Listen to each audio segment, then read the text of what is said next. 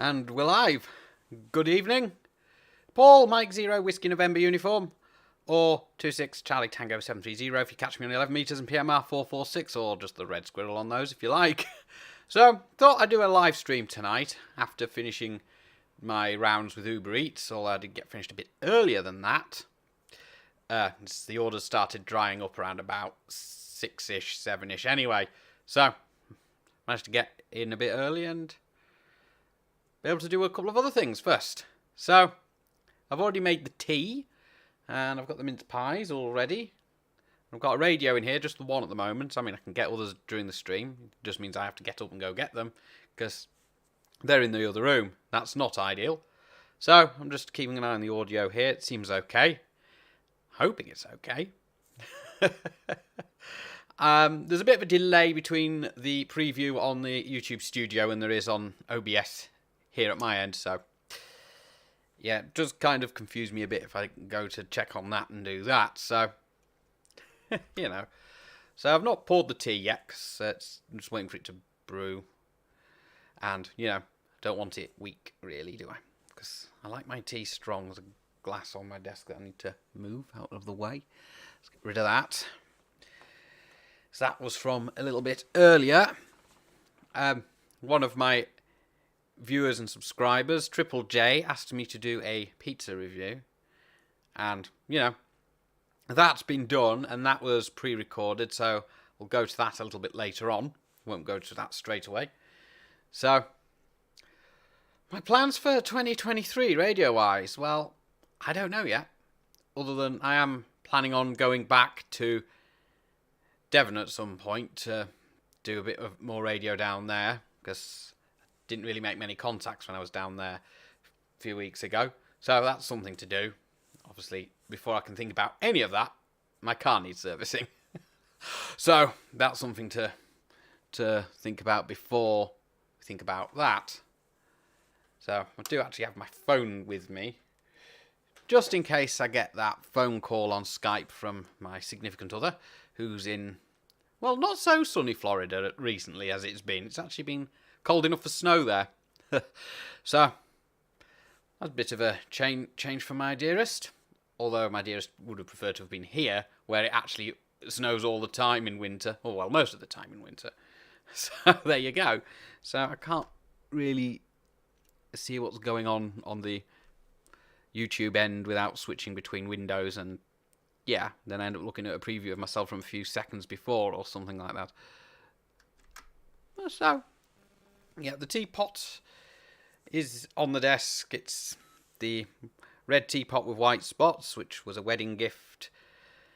I can't remember who bought it as a wedding gift. I'm sure my spouse will remind me. I will have to ask about that. I should know these things. But it was a wedding gift. That's a bit I do remember. The mince pies I've got are Mr. Kipling ones. And unlike Big Clive, I'm not going to be electrocuting any of them. So, there you go. So I'm just trying to reach the teapot, because I think the tea might have brewed long enough now. Oh, this is a heavy teapot. The teapot. There is a radio beeping away, APRS. Try not to get tea leaves in my tea. That would not be pleasant. Ooh. See if I can move that without causing too much carnage. The strainer's done its job, but there's no tea leaves in it. So I think they've all ended up in the mug, so maybe it hasn't done its job. Oh, well, I'll find out later. Pop it there. And I do have milk. I've just brought the bottle out from the fridge because it was easier for me to do that. I didn't bring a teaspoon now, so that's a bit silly of me. I'm just making tea and I don't have a teaspoon. Oh. I'm sure it'll be fine. I've done worse. Right. So, I have my Yaesu FT2D in here. So, it's currently on a YSF reflector that I run. That I use specifically for things like this. So, you just search for my call sign and you can get on there and you can say hi. That's if you're watching live. I will keep reminding that as we go along through the live stream. This tea's not so bad. Could be a bit stronger. Needs a bit longer, I think. So, with my flat falling into new ownership, that might open up an opportunity for me to actually put up a antenna for 2 meters and 70 sems at the shack side of the building.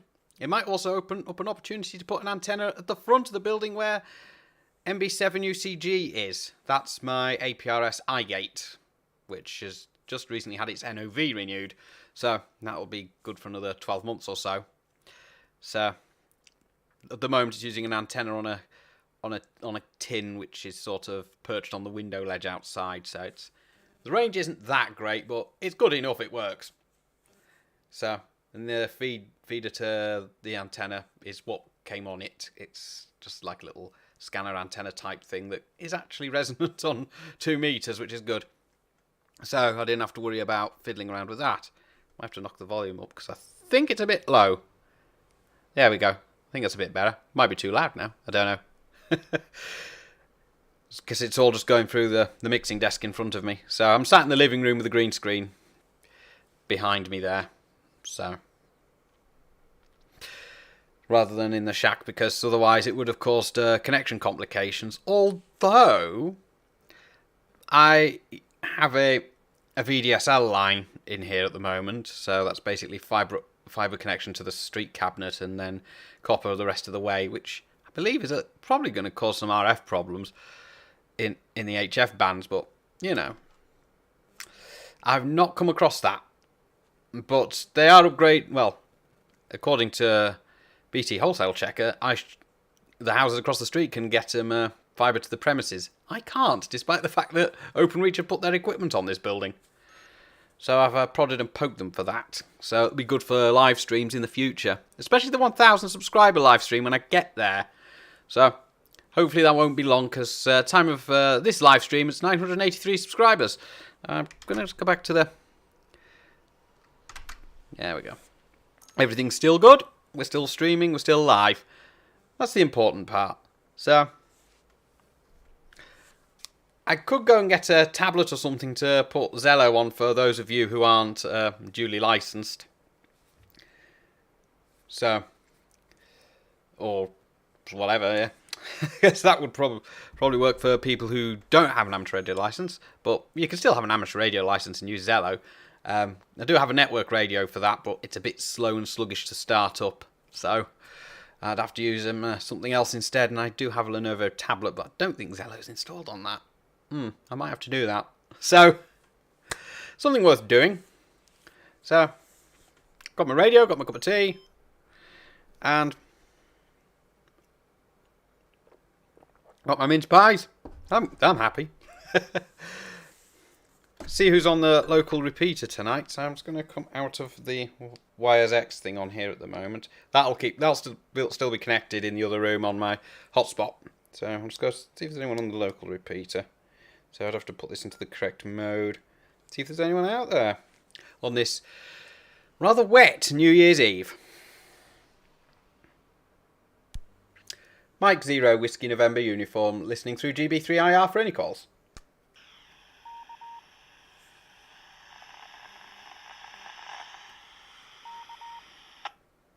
As you can probably notice there, I don't get the repeater very well in here. But I'll put the call out and see if we get anyone. Mike 0 Whiskey November uniform, listening through GB3IR for any calls.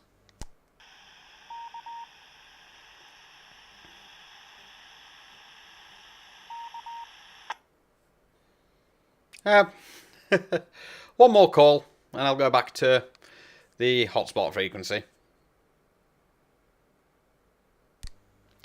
Mike 0 Whiskey November uniform, listening through GB3IR for any calls.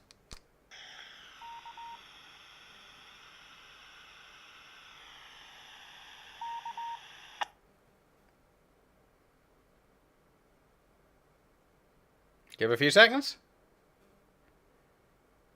And there doesn't appear to be anybody there. Okay, so let's go back to the hotspot frequency. And I'll just press the wires X button just to make sure it's still all connected at the right end. I've pressed it a couple of times because the hotspot doesn't always look, because it's looking for DMR as well, which means it. There we go, and it says it's still connected to that. That's fine. So there's no one on the repeater. I can't hit the GB3HG repeater from in here on the handheld at all. I have tried, which is a bit of a shame. So I can't try that repeater. I can sometimes hear GB3CD breaking through on that, but again, I can't hit that from in here. I can only hit GB3IR. So if I want to talk to anybody on the repeater, then it's a GB3IR. I will mention that that repeater is on IRLP. I can't remember the node number off the top of my head, but it is out there if you're using your favourite search engine, whatever that may be. So that information should be readily available. But I've put it back to the hotspot at the moment, and that's currently on a YSF reflector that runs on a Raspberry Pi in my shack, which is actually right next to the Jumbo Spot Raspberry Pi. So there you go. It keeps it all together, and it's with the rest of my handhelds as well. Obviously, it's not in the picture on the green screen because that picture was taken before I got the Jumbo Spot, I think. And actually looking at it, I think I actually had the Jumbo Spot when I took that picture, because I think I can just see it at the bottom of the corner there. And I think there's a power supply next to it or something. Yeah, that picture's quite old. I should get a new picture, but I haven't really had a chance to take any pictures. So I didn't hear anyone on the repeater. I've got my YSF reflector on my hotspot, so anyone who does have an amateur radio license wants to call in on that, then they can do. I could set up Zello on my phone, actually, because I think I have Zello open on that. Or if I don't have it open, I'm pretty sure it's installed on here. Actually, it isn't. That's a surprise, because it was installed on the old phone. That won't take too long, if I can remember my login for it.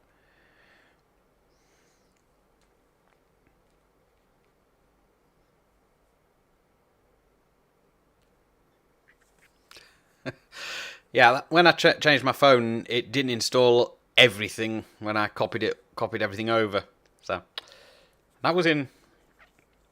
Oh, when did I get this phone now? I can't remember. I think it might have been September, maybe.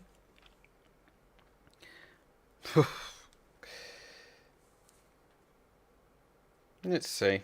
We'll set up Zello, because I do have a room on there for people who already have an account. I can remember what the Zello account is. That one. So I've got 2 Zello accounts. Okay. Now the Zello account uses my intermediate call sign, which is a bit annoying because I can't actually change that, because that's the username. I'll use it. Allow. Just allow everything. Channels. Okay.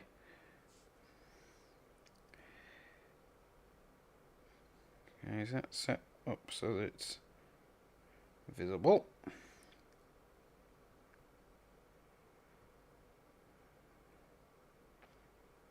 Try and see if this is actually set as this channel set visible now.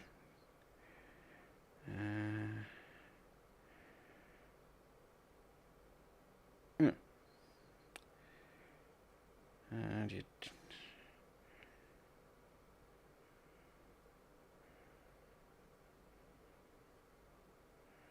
Oh yeah, it's open. Okay, so the Zello channel is my call sign again, Mike 0 Whiskey November uniform. So M0WNU YouTube channel. I'll just put it up on the screen of my phone down there. So if you've not got an amateur radio license, but you do have the Zello app on your phone, you can call in using that, because I don't have any way of people to call in using CB, because I don't actually have a CB aerial up at the moment, and the one I do have is usually not very good due to its mounting position, and also it's a bit windy outside, so I can't really put that up. So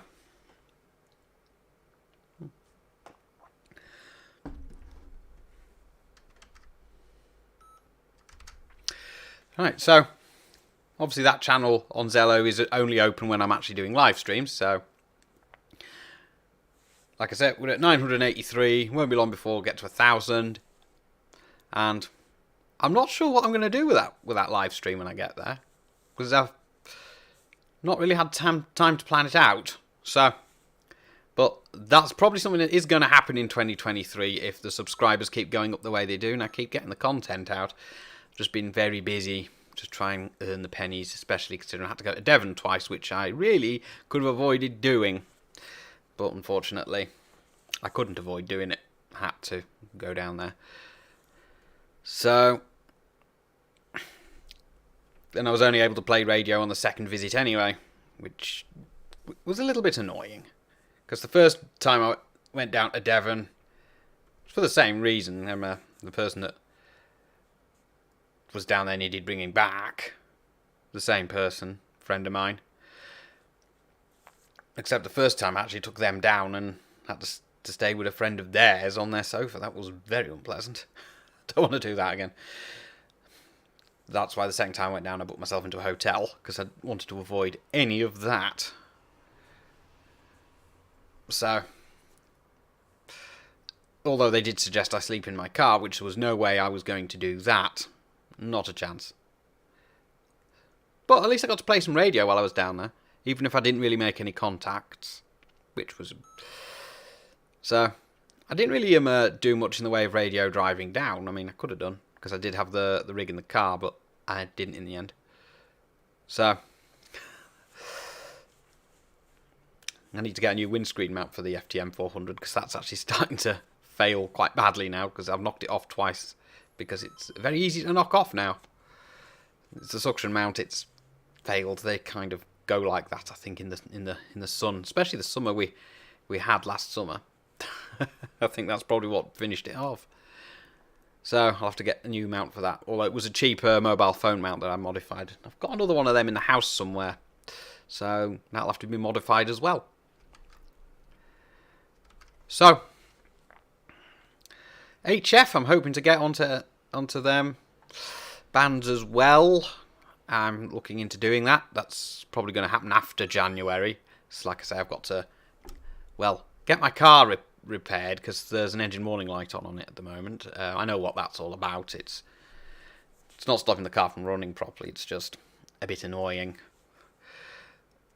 And also it needs a service as well, so might as well get that all done at the same time, which will be the end of January as well. It's all going to be the end of January, because I don't really have a lot of money right now. Because Christmas and everything, you know. And those trips to Devon. So, but as long as I get to play radio, I'm a happy bunny. I've still got my FT991A in the other room. I did a selection of CBs as well, if I should so choose to change to CB.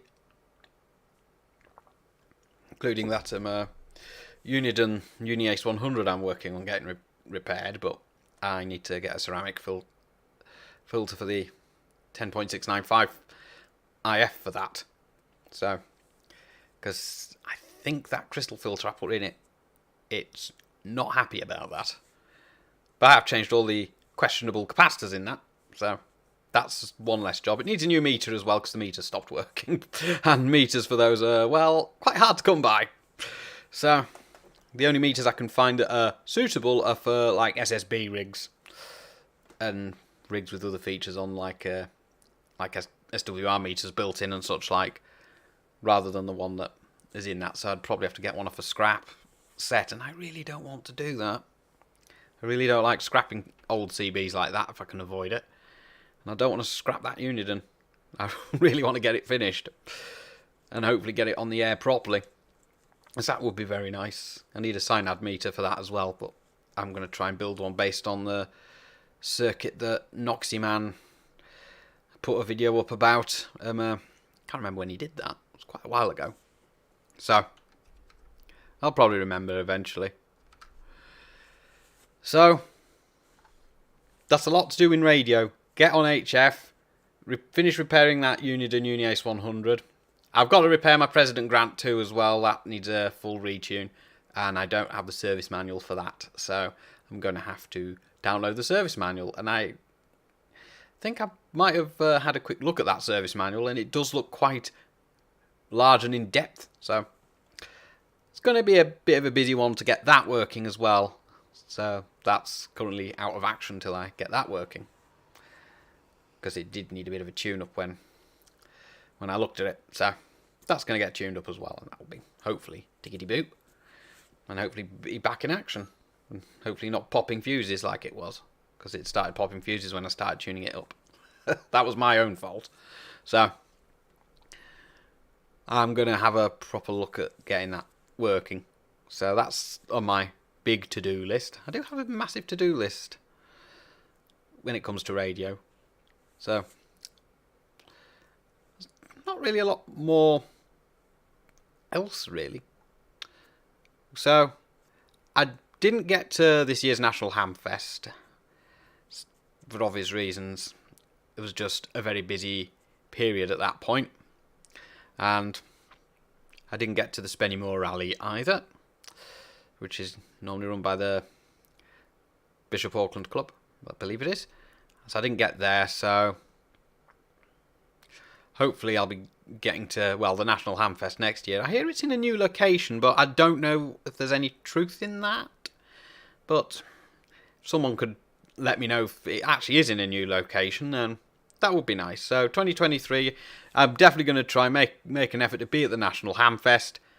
Hopefully I'm also planning for Christmas 2023 to go over to America if my dearest is still there, which is probably going to be likely, because I would like to spend Christmas with my dearest spouse. I mean, it's been a very long time since I have spent Christmas with my significant other.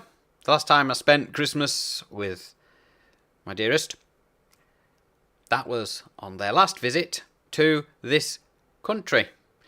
Not their last visit, 2014 actually, I think. Was it 2014 or was it 2012? Might have been 2012. She's been here a couple of times. Don't think it was 2014. No, it definitely wasn't 2014. It was 2012. I'm sure it was.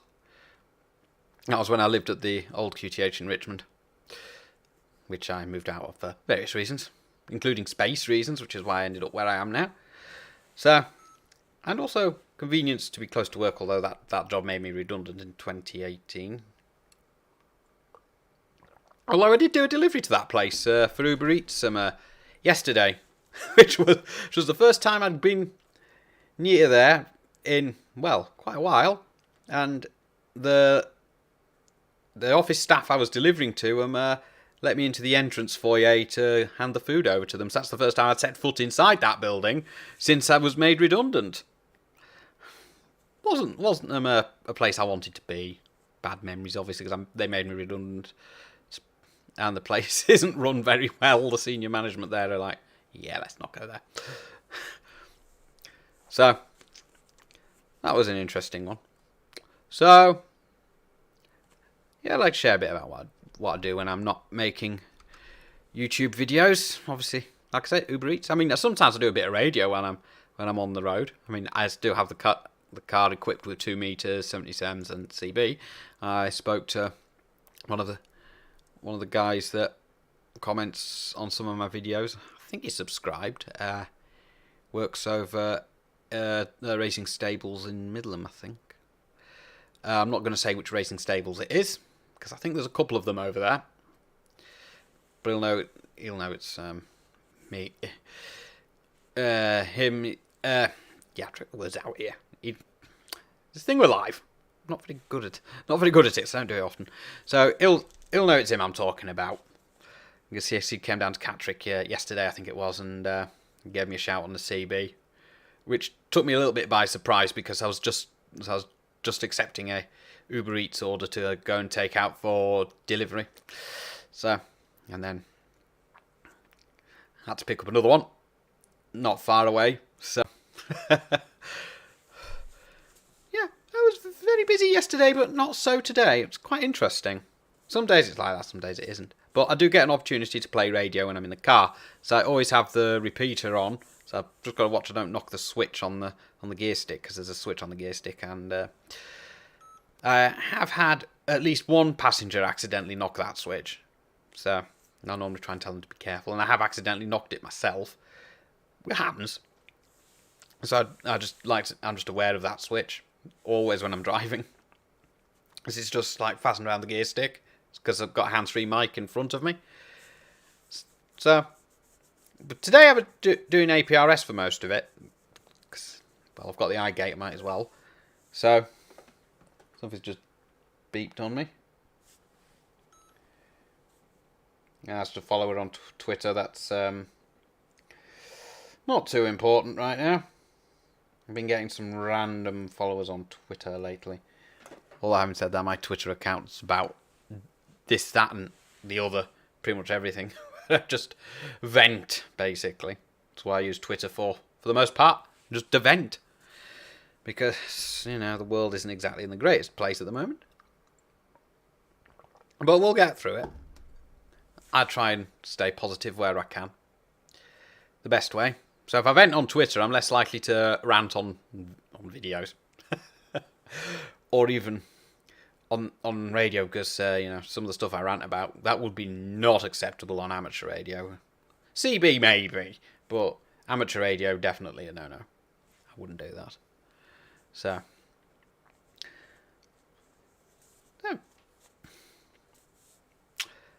I'm looking forward to 2023, because like I say, I do have plans, including to go to America. I was thinking of going to Friedrichshafen as well, but I'm not sure I'll be able to do that, because I don't fancy pitching a tent up at a campsite in Germany.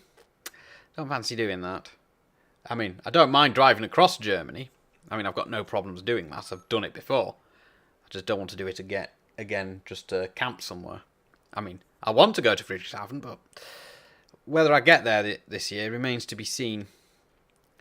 Also, could I get there in a day, maybe? I don't know. It might be expensive if I try and fly out in a day and come back. I don't know. So I do actually have my passport renewed, which is good. So I could go to Friedrichshafen if I choose, but that depends. I'll think about that once 2023 started.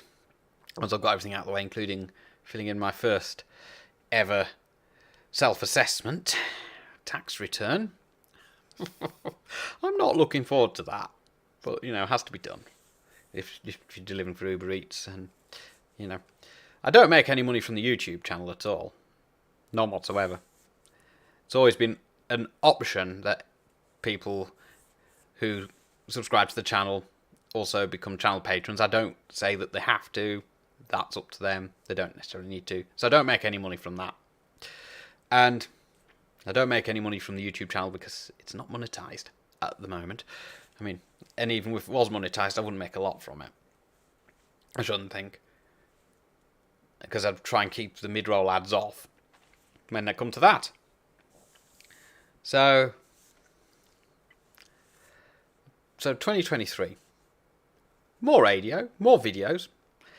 And maybe some content filmed in America if I get out there. Because I really want to get out to America to maybe spend Christmas with the in-laws.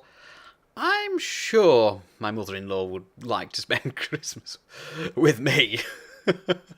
Father-in-law, not sure. Not sure about him very much.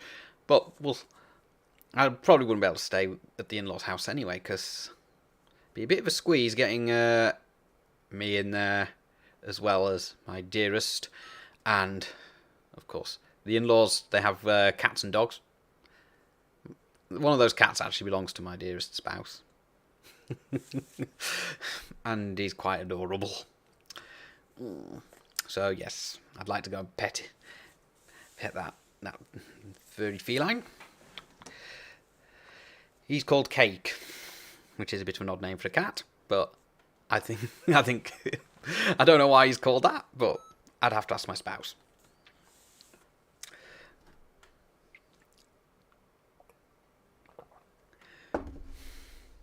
So, yeah.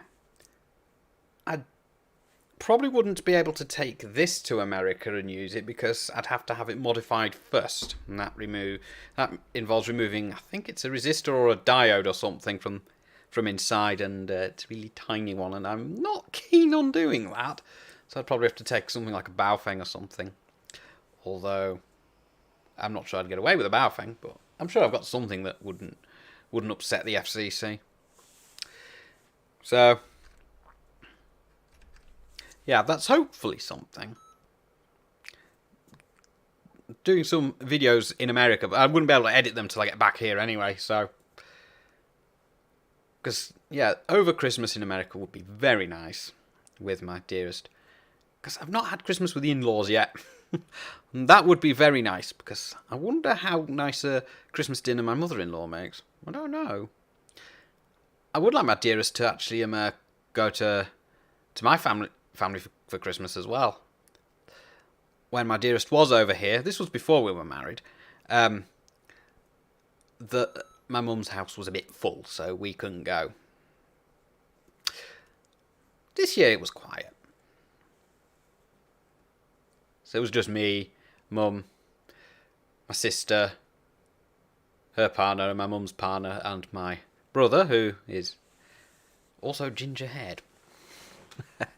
Ginger hair kind of runs in the family, as it turns out. Although I think his is slightly different shade to mine. Love of radio doesn't run in the family, though. And love of technical things doesn't either. I'm the most technical person in the family. Well, my brother's slightly technical. He went to university and did a video games design degree there. And unfortunately, it hasn't really got him a decent job.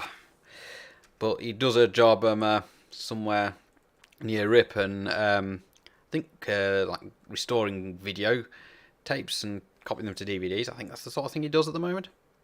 I don't know. I'd have to ask him next time. Not something I would do personally. Might be worth doing though, because it's just a nice, easy job. You just work your way through it. Well, it might be hard if there's loads of them to do. But I'm more hands-on with technical stuff, like fixing stuff. So, you know. But at the moment, I'm just delivering food for people. Works, gets me the money, gets me by, keeps a roof over my head. Lets me play radio when I'm working, because I can just sit in the car and play radio when I'm waiting between orders. So, yeah. I'm not sure if I've got any better job prospects planned. So, we'll see what happens. So I'd like to talk. Let's see if I can get anybody on the repeater again. So I have to come back out of the YSX thing and go back to the repeater frequency. See if I can find it. There we go. I have to put this back into FM mode because it went into digital mode for the hotspot, which is a bit annoying. Let's see. 9 o'clock. I'm not sure there'll be anybody on the repeater at 9 o'clock, but we'll give it a go. Mike 0, Whiskey November Uniform, listening through GB3IR for any calls.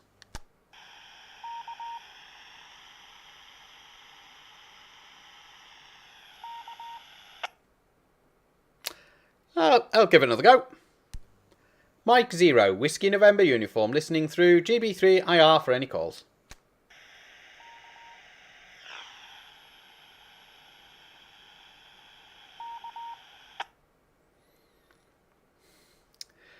Alright. I usually give it 3, so I'll give it another go. Mike 0, Whiskey November Uniform, listening through GB3IR for any calls.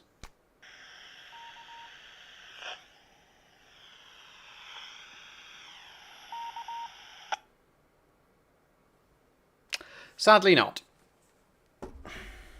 So I'll pop that down for the moment and I'll go back to the hotspot, which is still on the YSF reflector, which, as I say, is just my call sign if you search for that, or if you filter it down by typing in GB into the radio search and then searching for all the GB ones, you will find it.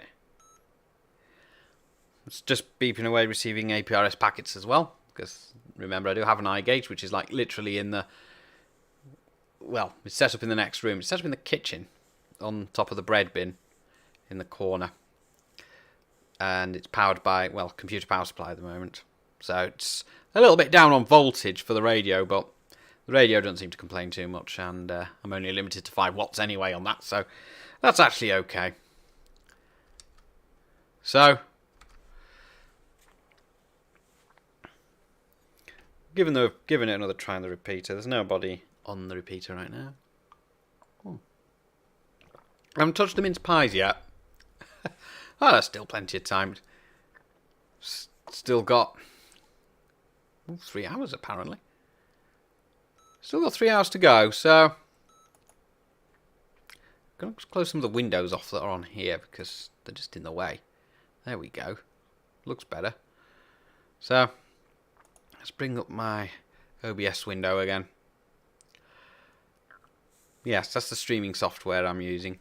Not quite grasped fully how it works, but I've got an idea how it works. I can switch between different scenes and different things like that. I mean, I don't usually have a script on how I do these live streams either. I mean, I just do it off the cuff. Some of my videos are off the cuff as well, but usually I have a plan in my mind of how to do them. So, if I was doing a video on a specific subject, I'll do a bit of research into it. I wouldn't just do it willy-nilly and just say, this is how it is. And I'm always welcome to critique and comments on my videos, whether they be positive or negative. I don't mind that too much. What I don't tend to do is ever write a script, because it just means it's just too artificial for me. I like to try and be as natural as possible, because that's just the way I do the videos. And it's just always how I've done YouTube videos before I started doing the amateur radio specific ones. I mean, I used to do a lot. And I'd normally throw in a bit of information. But then I just made this channel all about amateur radio, which is why that's all that's on it. Because doing mixed topics was not ideal, but fortunately for me, because YouTube have released the brand accounts, I can have different channels for different things. So, if I wanted to talk about something to do with how to do something with a car, I could have a cars channel. Or an electronics channel for just general electronics that aren't related to radio in any way, shape or form. Or just a channel for like general silliness. So, that sort of thing. So I try and keep everything categorised as well. I like to try and be organised. But usually my videos tend to be a little bit off the cuff. I don't do outtake videos. That's one thing I've not ever done. I mean, I could do that, but it's not something that I would do. I mean, if I wanted to do that, I would do it, but it's not something that I would do. But maybe that's something for 2023 for the channel. Maybe any outtakes I have lying around from videos I make over 2023, then that might be something to do. Who knows? So, well, it is just gone past 9 o'clock, so I think making another cup of tea sounds like a good idea. I'll just topping up this one. Might actually be stronger doing that. Ooh. So I'll need my little plastic tea strainer. Plastic one. It's not a metal one. My mum's got a metal one. Yeah, this isn't the first time I've had a loose leaf tea, and the other day, Christmas Day it was, actually, when I was up at my mum's. That wasn't the first time either. Because apparently, my paternal grandmother used to make tea this way. So, let's take that out. And my paternal grandmother, I last saw in 1993. And in 1993, she lived in Paignton. I was in Paignton a few weeks ago. Just passing through in my car. But I don't know whether my paternal grandmother's actually still alive. Because I don't know anything about that side of the family. For complicated reasons. So I've not spoken to anyone from that side of the family since 1993, not even my own father, who I'm surprised wasn't down there either. Whether he would recognise me would have been a different matter, but to be honest. Yeah. It was a nice day out though. When I went up to Brixham and up to Berryhead, had me wander around in the fresh air. Sea air did me a load of good. Especially after my horrid bout of COVID in August. That was nasty. I was just getting into the swing of things, trying to use the ISS repeater from home using a vertical, which didn't really work that well. And then COVID got me, and I hadn't been right for weeks, if not, well, about the best part of 2 months, which is why I quit my last job. Well, that and people being given special treatment as well, despite the fact that I wasn't well enough to do the long shifts. But eventually I recovered, slowly got myself onto doing Uber Eats, and I felt much better doing that. So, but it's not left a lot of time for this, which is really annoying. But at least I do have the YouTube channel. Let's try and grab the mince pies. So, oh, I only ever did eat one. So I've got nearly a full box of mince pies here. I thought I had 2 of these. Obviously not. So I'll probably be still eating them into the new year, because I'm not going to eat all of them tonight. Thought there was less than that in the box. But no, apparently not.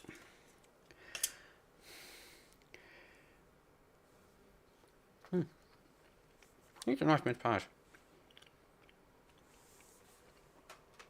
Could have had that with some cream or something warmed up, but I don't have any cream, and well, I have squirty cream, but that's for hot chocolate. I normally make a cup of hot chocolate about now, because normally I'll go to bed about 10 o'clock-ish, so I could be up at 6 the next morning to do Uber Eats at 8 o'clock, but I can have a bit of a lie-in tomorrow, because nowhere's open till about 9, by all accounts, because I think they're just treating it like a bank holiday, the fast food places, although everywhere else will open at 10.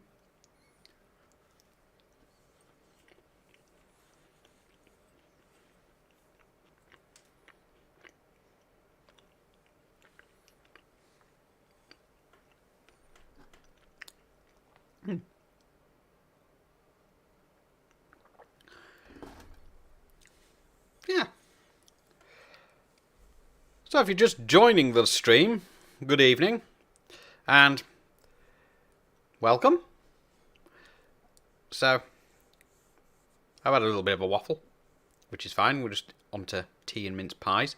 I haven't done the little pizza bit yet for Triple J, but we'll get to that very shortly. So obviously, it's all in the can, ready to go. I just got to click a button and we can put that on. So,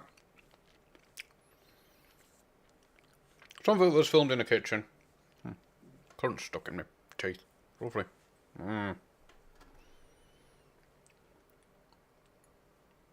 The perils of life. Anyway, as I was saying, so some of that pizza bit I filmed in the kitchen, obviously. And then after that, I filmed some more of it in here. So,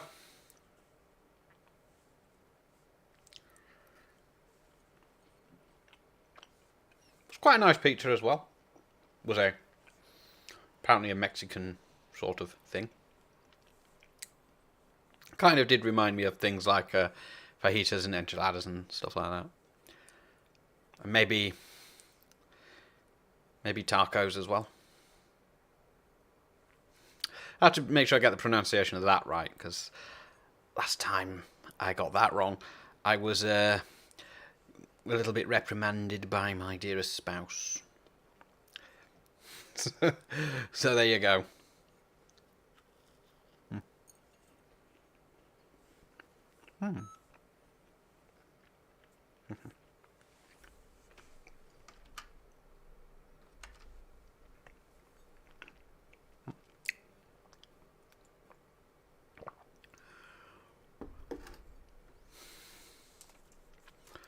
So, if you missed the start of the stream, then, and you're just joining, then you can catch up with the stream at the end, because it will be available on the channel for anyone to catch up with. I mean,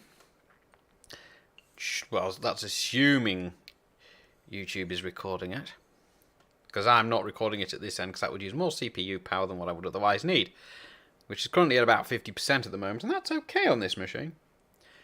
So this machine that I'm using in here has an AMD Ryzen 5, 5000 series, I think it is. Yes, certainly is.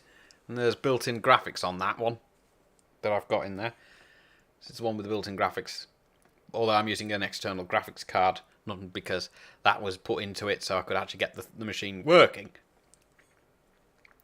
I think I built it about a year ago now, because I've just finished paying off all the parts, because I am financed all the parts for that through Klarna, and I've pretty much finished paying for that. Excellent. I'm glad it was now I'd finished paying for that. So basically, it's now 100% mine, which is good.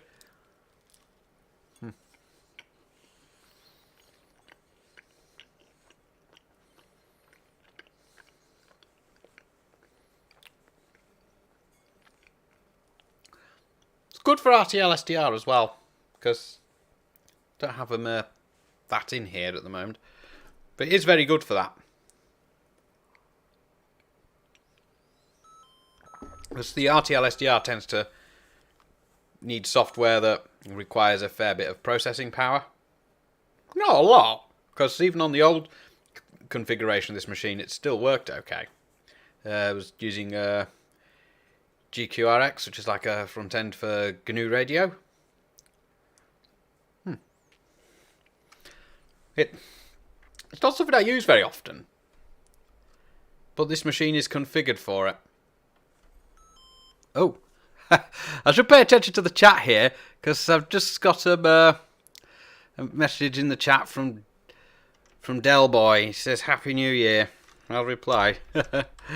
Happy New Year.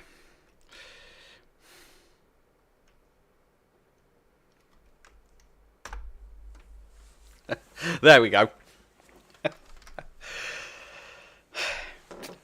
Yeah, because I'm not paying much attention to the chat window at the moment, because I'm looking at my own screen here, the actual OBS screen, rather than the preview on YouTube, because there's a slight delay there. So, a little bit of a delay, not much of a delay. So, I was talking about using an RTL SDR with my current computer. It does actually work quite well. But because this is in the living room and not the radio room, which is the spare bedroom, which I've converted for that purpose, well, could use a better computer in there, because the one I've got in there is actually painfully slow. I haven't finished my mince pie either. Oh. I have to try shouting through the repeater again. Not want to eat mince pie.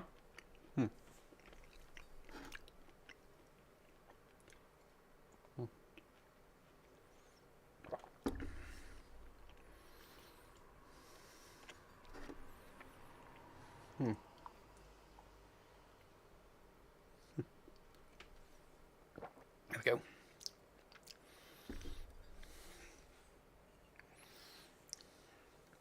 Now, yeah.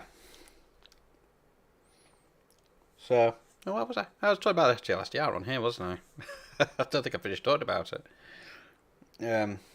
Need a new antenna for for that one that I've got, the New Elec NESDR Smart that I have, because that or just change the plug on the end of the coax, because the pin out of the SMA connector seems to have sheared off on the antenna, so it'll need a new SMA plug.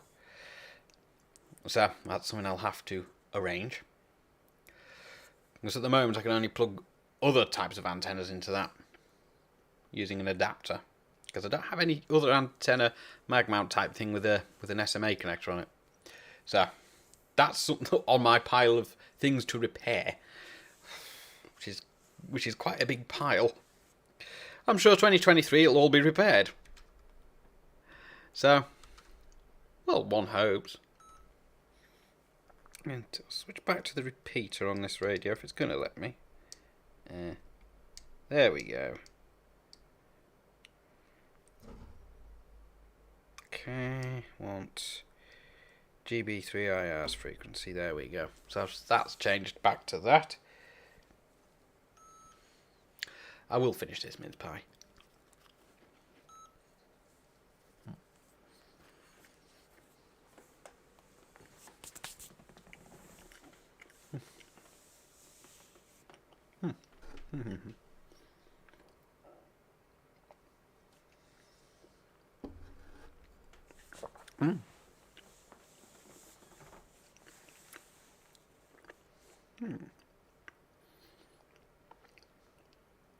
Right, finish a mince pie now.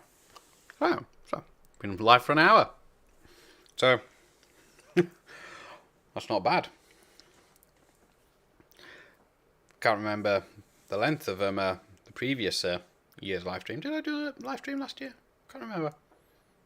I might not have done, because I might have been working. I think I did one the year before, though. I don't know.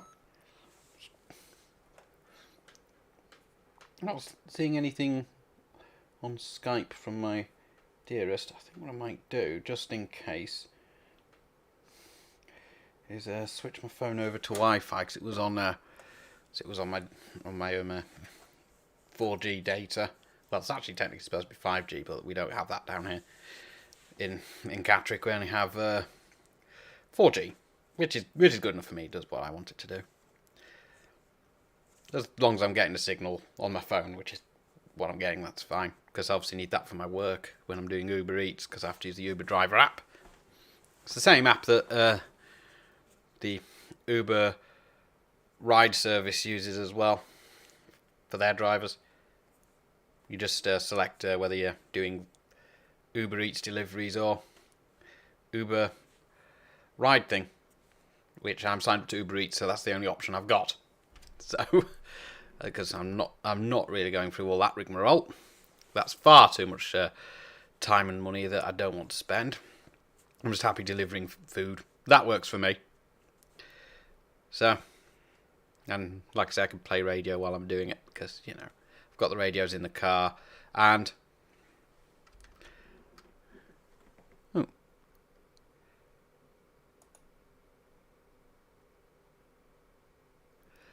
just go back to the chat window a minute.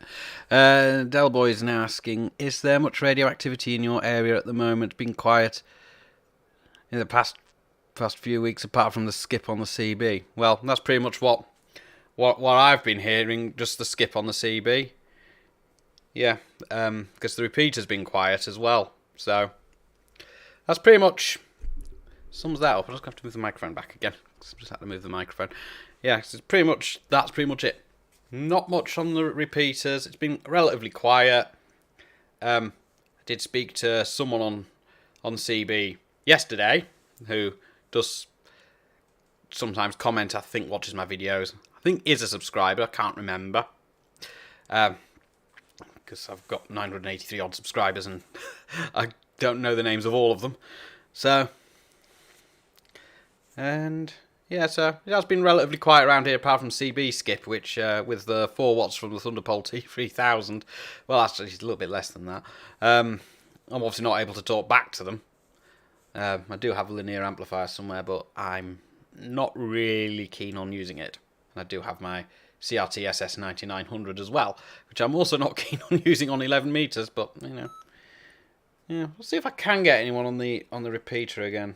See if there's anybody out there, because I've got the radio here. Let's see. Mike 0 Whiskey November uniform, listening through GB3IR for any calls. 9:30 at night. I'm doubting it. Yeah, and this thing also gets desensed by my iGate when it transmits, which, because I'm not far from it. What can you do? You can't really do a lot about that. Let's try again. Mike 0 Whiskey November uniform, listening through GB3IR for any calls. I really don't get the repeater very well in here, because it's not fully quieting or anything. And that's my phone again. Is that my dearest or not? No, that's just a notification from AliExpress. So I've been looking on there for cheap radio related stuff. Some of it looks alright, some of it might be tat. I got my signal generator from one of those Chinese marketplaces. I can't remember if it was AliExpress or Banggood, but it was just one of those cheapy little ones. The frequency counter got from one of those as well. I can never remember which one I got from which, because I got one of those from AliExpress and one of those from Banggood, and I can't remember which one I got from which. I think the frequency counter came from Banggood, but I can't remember. I'd have to look that one up. And I think the signal generator came from AliExpress. Again, I'm going to have to look that up. So, and there we go. Yeah.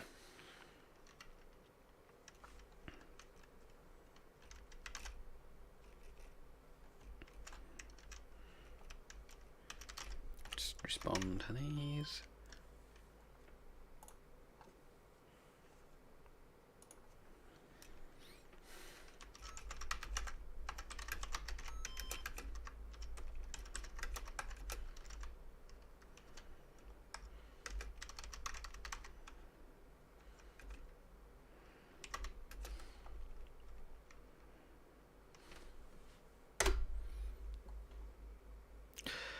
Right, we've caught up with that now. So, yeah, I do have to say that 2 meters and 77s definitely has been a bit quiet, a bit dead. I mean, there's not much 77s activity in Catterick anyway, because most people around here just use 2 meters for the main. I mean, I've not had an antenna up, but when I've had a flick through on the FTM 400 in the car, I've not heard a lot. So, it's generally been quite quiet on, well, pretty much all the bands. Maybe, don't know about HF, because I don't really have a lot for HF. I mean, I've got that really large spiral loop that I put together in the shed, but that means I've got to go outside and put that up, and it has to be done during the warmer weather, and it's for 80 meters, so it's not really much good until after it gets a bit dark, because I think that's when 80 meters tends to be better. So I'm going to have to sort out something for like maybe 40 and 20 meters, those sorts of bands, because I really need to get on HF. I mean, I've got a 991A sat there, not doing a lot. It's quite an expensive radio to be sat not doing a lot, although it did go up to the club with me once for us to check the club antenna, which is a G5RV, which is not the best thing in the world, and the tuner in the 991A certainly doesn't seem to be able to match that properly. One of the other club members has got the slightly older FT991. Tried it with that as well, so and had the same sort of result. So, yeah. I am a club secretary as well, which means a lot of work, but I've not had any of the information passed on to me from the previous club secretary yet, but maybe next time I speak to him, then we can get that arranged. So that'd be good. So I'm just keep checking between the two windows, because obviously I've got one window which is the one that shows exactly what's going on from the camera and everything. The camera, in fact, is just attached to the lamp on the mixing desk. It's a mobile phone, and it's actually using the wireless network in here to talk to OBS. So there's a bit of radio involved in that, surprisingly enough, and it works quite well. I'm very surprised by that. Doesn't seem to lag or anything. Well, it's not that I've noticed anyway. I could connect it using the USB cable, but I think that requires a bit more work, and I'm not sure whether I need to route the phone for that, which I don't really want to do with that phone, because that phone could be used as an emergency phone if my actual phone decides it's going to die or something, or I drop it in a puddle, which, touch wood, it's my desk, I'm not going to do that. So I don't want to drop my phone in a puddle, because I need that for my work, which is a bit of an inconvenience if I should drop the phone in a puddle. I did drop my FT2D getting out the car today, because it was in the car earlier, and it still works. It's still fine. It's quite durable handheld, despite the fact it cost the best part of £300 when I bought it. It's not a radio I want to drop, but I ended up dropping it, and it managed to survive the drop fine, even though the battery flew straight off it and straight under the car, which was a bit annoying, especially in the dark and the rain. But I managed to get it out, put it all back together, and it seems to be fine. It's not broken, so it's not designed to be dropped. It's not rugged, but it's not a radio I want to drop. But it happened, so I'm just trying not to worry myself too much about that. And yeah, I don't really have a radio that's designed to be dropped. I mean, well, they're not designed to be dropped at all, to be honest, but this seemed to be okay. It's not designed to be dropped in a puddle either, as it's not really what I would call waterproof to that degree. I do have a radio that might survive being dropped in a puddle. It's a Retivis. I think it's an RT87 off the top of my head. I can't remember. There's a picture of it on the green screen behind me. Just trying to point at it. It's very difficult. There. That one. On the green screen image behind me. So that's got like the sort of connector you'd find on the side of a Motorola radio, I believe. And that might survive being dropped in a puddle, but it might not. I don't know. I have no intention of trying that. Because although it wasn't an expensive radio, it's not a radio I want to... Well, I don't want to destroy any of my radios in the name of trying something out. So that's not something I would want to do, is destroy a perfectly good radio. I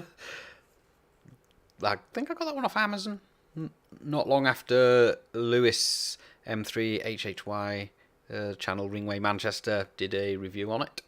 So I thought I might have a look at that radio, see if it was any good, and yeah, it turned out to be good.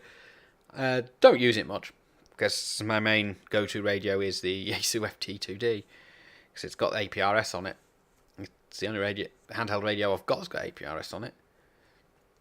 I mean, I could put APRS onto another handheld easy enough if I cobble a circuit or something together, but that's not something I really would want to do, because then the radio wouldn't be usable on other frequencies without disconnecting everything. So, because I do like to do APRS, I do have the beacon running in the car now and again. I had it running today. Well, not all of today, just some of today. There was a period of time I'd actually turned off the beacon and didn't turn it back on again.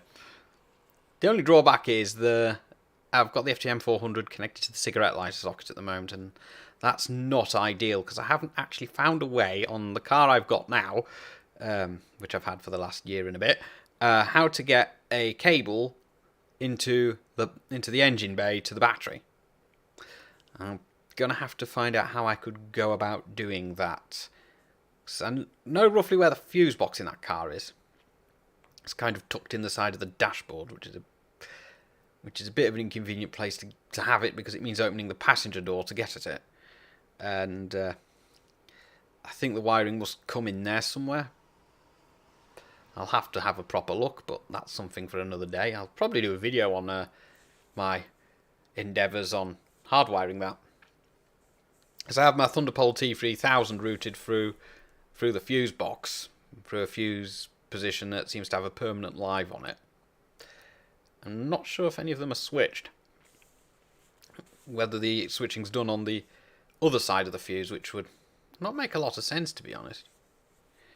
I don't know how it's wired. I don't intend to take the whole thing to pieces to find out. But I do want to try and get my FTM400 hardwired to the battery, because I'm pretty sure there's a bit of voltage drop going on with the cigarette lighter socket. Because every time it keys up, it pulls the voltage down, and sometimes the LEDs lighting up the buttons dim a bit, which makes me think there is actually some voltage drop going on. And that isn't ideal, especially not for a radio that's capable of 50 watts when it's set at its full power setting. So I'd much rather have that connected to the battery. Much easier for me that way. So that's probably something I will do during 2023, but I'll have to get that car serviced first before I start wiring things to the battery. Because I'd rather not make it any more worse than what it is. It's already telling me I need to get it into the garage to be serviced, so I'll get that sorted and get some new tyres on it as well, because it's going to need some new tyres very soon. Cars are expensive, and modern ones are complicated. So I'm just hoping it isn't my APRS beacons that set off the engine warning light to begin with, because if that's happened, then I've got a problem. But I don't think it is, because when I originally used the antenna on a mag mount, it didn't do that. So I doubt it's that, even though the antenna is now mounted to a roof bar. I mean, it seems to work fine. So I'm just hoping RF isn't getting into places it shouldn't. I don't think it is. So that's probably something else for 2023, my endeavours on hardwiring my Yaesu FTM 400, which has been discontinued actually as the Yaesu FTM 400. It's a bit of a shame because it's a good radio.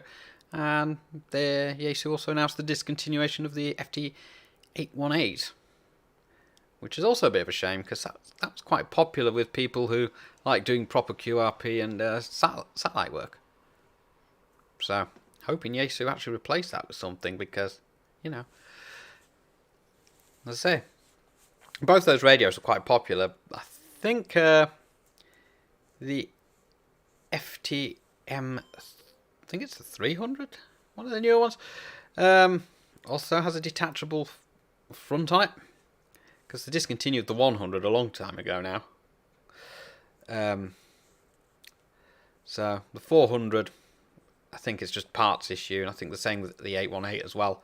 So obviously there has been issues in getting hold of semiconductor components in the last few years. So, and that's not just affected amateur radio gear; it'll have affected other radio gear as well, like commercial stuff, CB, whatever. Anything that's got a semiconductor in it, it would have affected, because the vast majority of modern radios are generally controlled by a lot of them semiconductor components these days. So that's why there's either not many of them available, or if they are available, they tend to be discontinued models because the manufacturer just can't make them anymore. And it is really a big shame that the FTM 400 and the FT818 are both going out of production because of component supply issues. As far as I'm aware, that's what's caused it. I mean, I would have liked an 818, but I can't afford one, so I'm not going to ever get one, unless, well, I'm only going to get one if it's used, that's the thing. Or an 817. I mean, I've always been after one of those, but obviously the 818 came along. But I had to make a decision whether I wanted an 818 or more power with a 991A. And I decided the 991A because a little bit more power is nice to have now and again.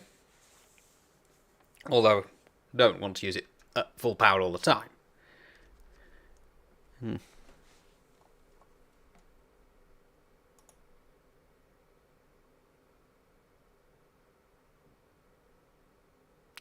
Now, I really need to keep checking the chat window because I'm starting to get messages here. Okay.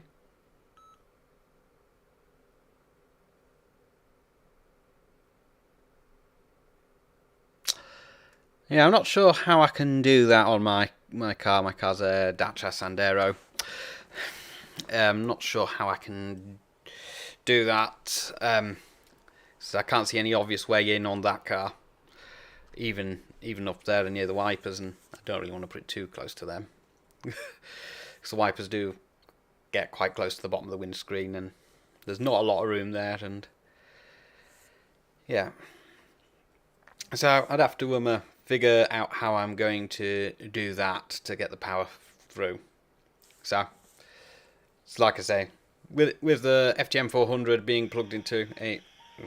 It's a repeater waking up. So with the FTM 400 being plugged into the cigarette lighter socket, there is a noticeable drop. So also the car's got a smart alternator on it, so that means it'll only charge the battery when it needs to charge the battery. It doesn't constantly charge it, because that's part of the Euro 6 specifications, which means lower emissions, and apparently not charging the battery all the time is supposed to reduce emissions. I don't know how it does that, but I think maybe taking load off the engine, I don't know. Although sometimes it does go up to about, well, it says 15 volts on the voltage reading on the FTM 400, when that's obviously sat idle, and the car's just running with the alternator charging at usually about 14.6 it usually peaks at, but sometimes it'll go up to 15, which is within the input voltage tolerance of the radio, because it's usually 13.8 plus or minus about 10-15%.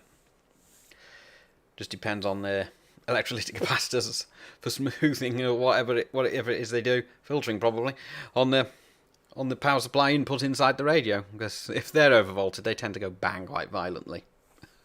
So yeah, so definitely something for 2023, poking wires through into the engine bay, because the control unit for my FTM 400 is under the driver's seat. It's not actually fastened to anything yet. I haven't fastened it on. It just sits on the floor. And not ideal, but I'm going to try and maybe attach it to the bottom of the seat somehow. I'm not quite sure how I'm going to do that yet, because obviously it does need to be attached to something. Although it's not going to slide out, because there's obviously a bit of a raised bit at the front of the seat, which the seat actually bolts onto at the front. So just a case of working out how to get the wires through, and which shouldn't take long, because it didn't take me long with my last two cars, because my last two cars were actually identical on how to get the wire through, because my last two cars were identical cars. They were both Toyota Aigos. One slightly newer than the one before it. So it was just a case of remembering how I did it last time and poked it through. But this time I've got to work it out all over again. And also what sort of ring terminal I'd need to attach to the positive terminal of the battery. So although I've got a lead made up with a fuse holder in line that was obviously in the last car, that ring terminal on that might not be the right size. So I'd have to work on maybe finding out what size the ring terminal would need to be, because it depends on the size of the bolt. Or I haven't really not checked how the battery's actually fitted to that car, but I can have a look when it's not raining, and when I actually have time, because I don't have time at the moment, and when the car's been serviced. So, because it really needs to go in for a service soon. Yeah, I just hope they don't find anything else wrong with it, and then I'm stuck without a car for however long, because if I've got no car, I earn no money. It's just unfortunate that my job works like that. So I've got to make sure I've got enough money to pay for the service and anything else that might need doing. So it's going to be a very busy month this January. But if I'm in the car, I might be able to play a bit of radio. Depends on if I hear anybody on, because it had, like I said, be quiet. So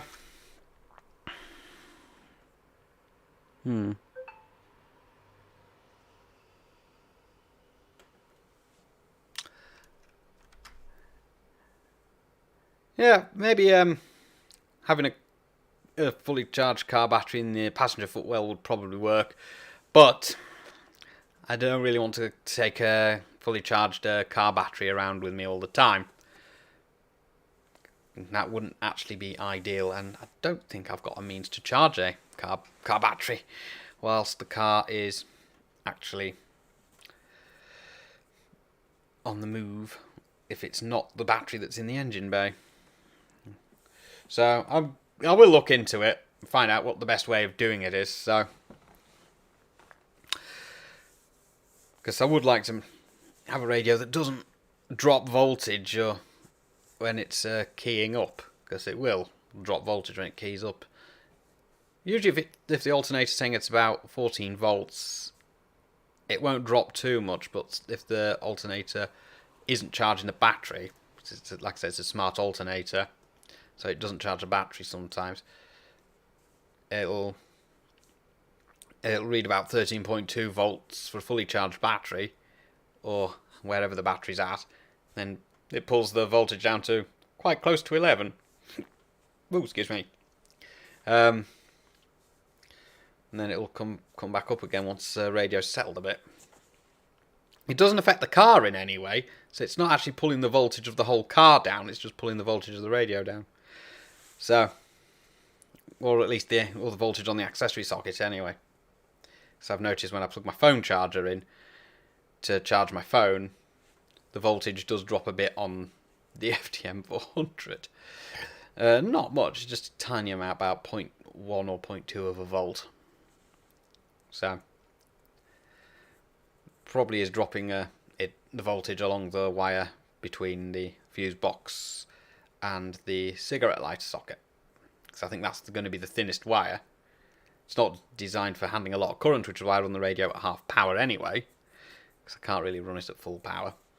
Otherwise it would pop the fuse. Because I think that would exceed the current rating of the cigarette lighter socket. Which I think is only about 10 amps. If that. Maybe not even that. I don't know what it's rated at. I think it's either 8 or 10, one of the two. I'd have to look at the car's manual. But obviously it's not an ideal situation. The radio still works and transmits fine. It just keeps pulling the voltage down. So, not ideal at all. Okay, I'm going to try the repeater again. Might as well keep doing some radio while I'm here. So I did say there'd be radio, and there certainly will be radio. Mike 0, Whiskey November uniform, listening through GB3IR for any calls.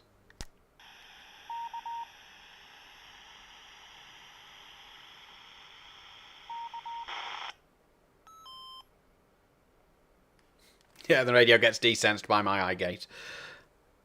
Yeah, not a lot I can do about that, unfortunately, other than turn the eye gate off, which I don't want to do. Mike 0, Whiskey November uniform, listening through GB3IR for any calls.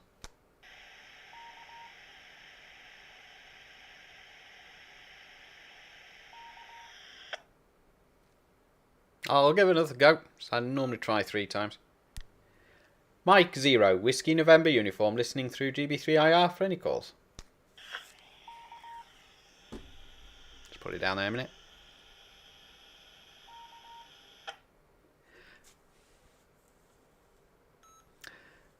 Doesn't sound like anyone's going to get back to me. Not sure, maybe they're just all doing their own thing for New Year's. Most of the local guys around here, including the repeater's keeper, I've noticed. Doesn't seem to be on the repeater at the moment. Maybe he's doing something for New Year. Or maybe he's away at the moment, I don't know. Although I did hear him on a couple of days ago, so... surprised he didn't. Oh, actually, no, I mean, yesterday I heard him on. I don't know. It was either then or the day before, I don't know. Because he's usually on the repeater, usually keeps an eye on it, make sure it's all tickety-boo. So, yeah, it has been very quiet.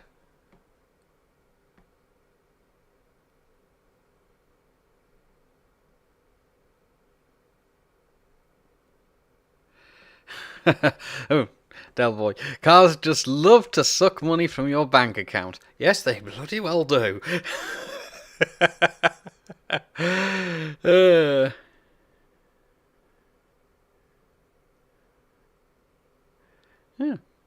Another suggestion, a kilowatt inverter, but those things tend to be. Delboy's saying that unfortunately GB3IR is out of his range, so he can't give me a response. Well, I know. Definitely out of your range, Delboy. It's not too much mistake, and you're in Northumberland, which is a nice part of the world. I need to get myself up there again at some point because of the family ties I've got up there. My grandmother lives in Berwick-upon-Tweed, so which is a lovely town. I spent many time there in my childhood, and I haven't been up in years. Actually, I think the last time I was up in Berwick-upon-Tweed was 2013, perhaps, which was a visit up there with my now spouse, and I did pay my grandmother a visit, who's didn't hear the door being knocked on, getting on a bit in years now, so you know. So yeah, I should get myself up to Northumberland, up to Berwick definitely, because it's lots of happy memories up there, and it's a lovely part of the world, and I do want to go up there and do some radio. I know there is a repeater near there, which I'm not sure whether it's on the English side or the Scottish side of the border, but I know I know the keeper is a ham with a Scottish call sign, a GM. I can't remember the call sign of the repeater either. I think it's GB3BT, but I can't remember. And I don't even know if it's still operating. So I'm going to try and get up there in 2023 to do some radio, because I'm trying to do radio from places where I've lived and grown up, such like, and obviously started my life out in Berwick-upon-Tweed. That was long before I moved here, so I didn't come to this part of the world where I am now in Catterick. Didn't move to Richmond until about 1987, after spending a bit of time in Devon as well. And then spent pretty much the rest of my childhood in Richmond until moving around a bit for other various reasons, and then back here again. Yeah. Yeah.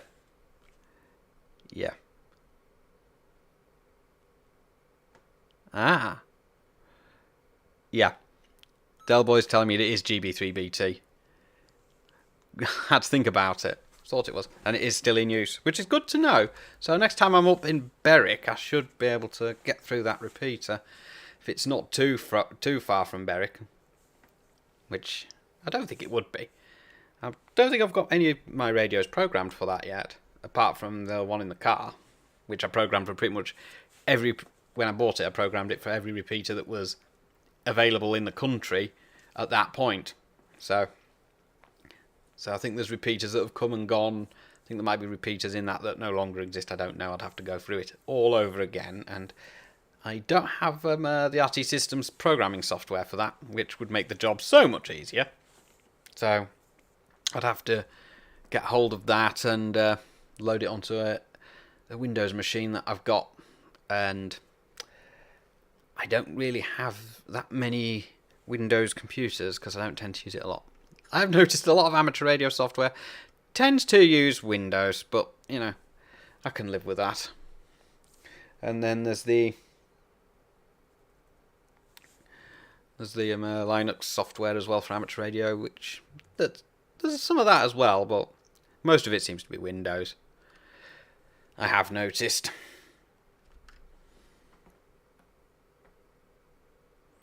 145/700, 118.8 CTCSS. Yeah.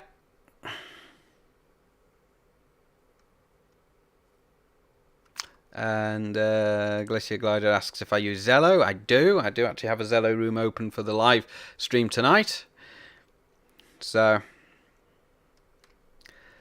Nice to know there's some activity on that.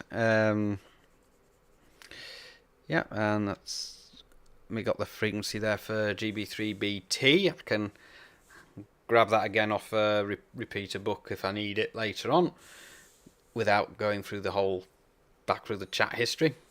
I'm not sure if it stores the chat history. I think I've got the chat replay up back turned on this, so I might not do, but if I do, I do. I don't, I don't. So, yeah, trip to Berwick definitely on the cards for 2023. Probably when the weather gets a bit nicer. I'm not going to do it when it's absolutely cold and rainy and winter. I don't fancy driving all the way through Northumberland on that part of the A1 in weather like this, because that's not exactly my favourite road at the best of times. So, when it's summer, I can not just go to Berwick, I can visit other places up there as well.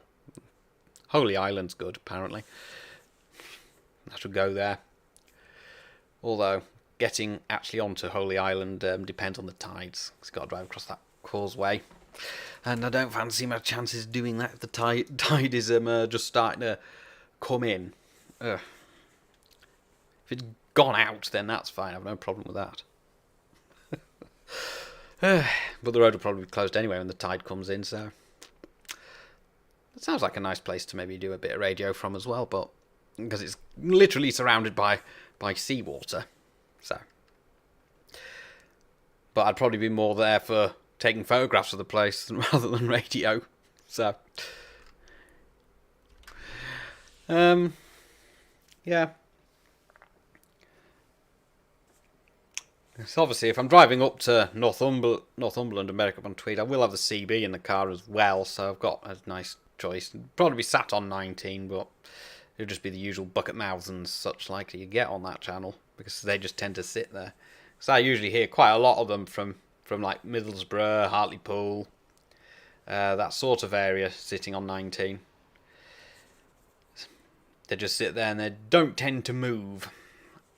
I mean, I prefer to continue my conversations on a channel other than 19. But sometimes you just do such a brief conversation that you just end up sitting on 19. But these guys, they just sit on 19 all the time, all day, all night. Ugh. Don't know.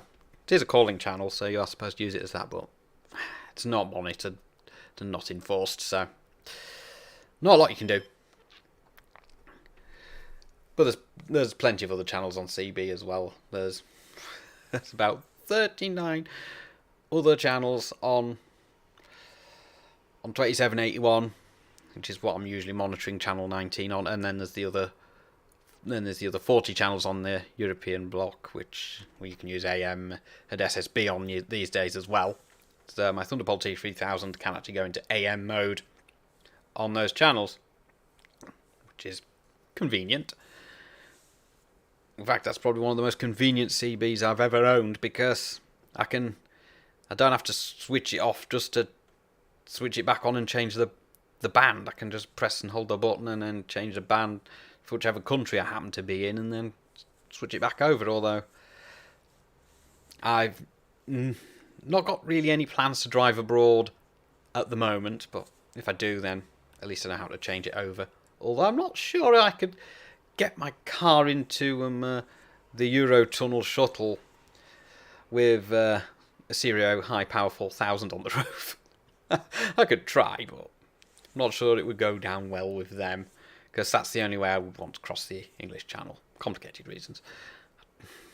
So, although the last time I did cross the English Channel, and I had that antenna on the roof of my last car, it was alright on the ferry going out to France, but on the ferry coming back, it was a bit too big, as it turned out.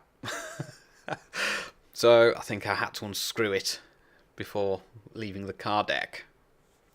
That was fun. I didn't actually have a radio connected to it when I did that journey. The radio that was in the car, I think, was my SS9900, but it was buried under...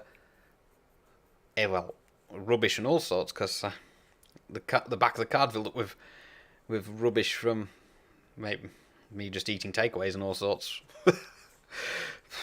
which I really shouldn't do. But I think in 2019, well, a bit much like now, to be honest, I'm just a bit lazy when it comes to cooking. I really should cook more. But I don't have a lot of time for cooking either. Although, when I do buy stuff, I just tend to buy stuff that goes in the oven or the microwave. Or the deep fryer, because I do have a deep fryer. For my sins. Because I prefer deep fried chips, I don't like oven chips very much.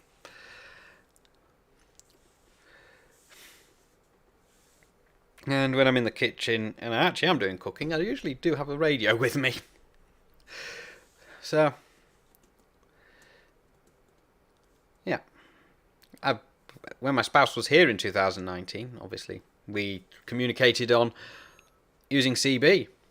Because, well, what better way to communicate? I had a radio in the car. There's a radio in the bedroom. And there's a radio in the radio room. To make them both work, I just put a switch in place and ran the cable through. So it was the RG213 cable I think I was using for that.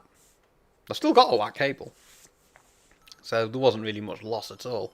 So I could have run a radio into the living room if I had enough of it, and a three-way switch, but I only had a two-way switch. So I still got that switch as well, but that switch is actually a wee bit rubbish because I looked inside it. It's just a normal switch connected to some SO239s, and it needs a bit of a clean up anyway, so it looks a bit corroded. But I'm going to get another switch anyway, so I need to get a proper one for connecting up to my test gear in the other room, because I need to be able to switch between things that don't mind RF through them and things that do mind RF through them, so I don't end up blowing the things that do mind the RF up, basically. Although, having said that, I'd have to put a fair bit of attenuation into the frequency counter. So I think I've got to put that. I've got to have RF going into that to count the frequency when I'm making sure that radios are actually on frequency. So I'd have to put some kind of attenuation in. Have to work that one out. How much attenuation I'd need based on the input of the frequency counter. So as long as I don't accidentally transmit into the signal generator, because that signal generator probably wouldn't tolerate much for very long. It would probably go bang if I accidentally transmitted into it. It was cheap, but not that cheap. Even if it did come from China. So, hopefully getting that bench set up properly is definitely my plans for 2023. Because it's more or less there. I just don't have the means to properly calibrate the receive side of a transceiver. Most modern transceivers, obviously, if not all modern transceivers, it's obviously quite difficult to do that. So, because it's usually just tiny little surface mount components that are put in and it's all fixed. But the older stuff, like the old CBs from the good old days or the bad old days, whichever way you want to look at it, you can set the receive up on them pretty much with cheap tools. Not 100% accurate, but you could probably get it well within where it needs to be. So that's definitely on my list of to-dos.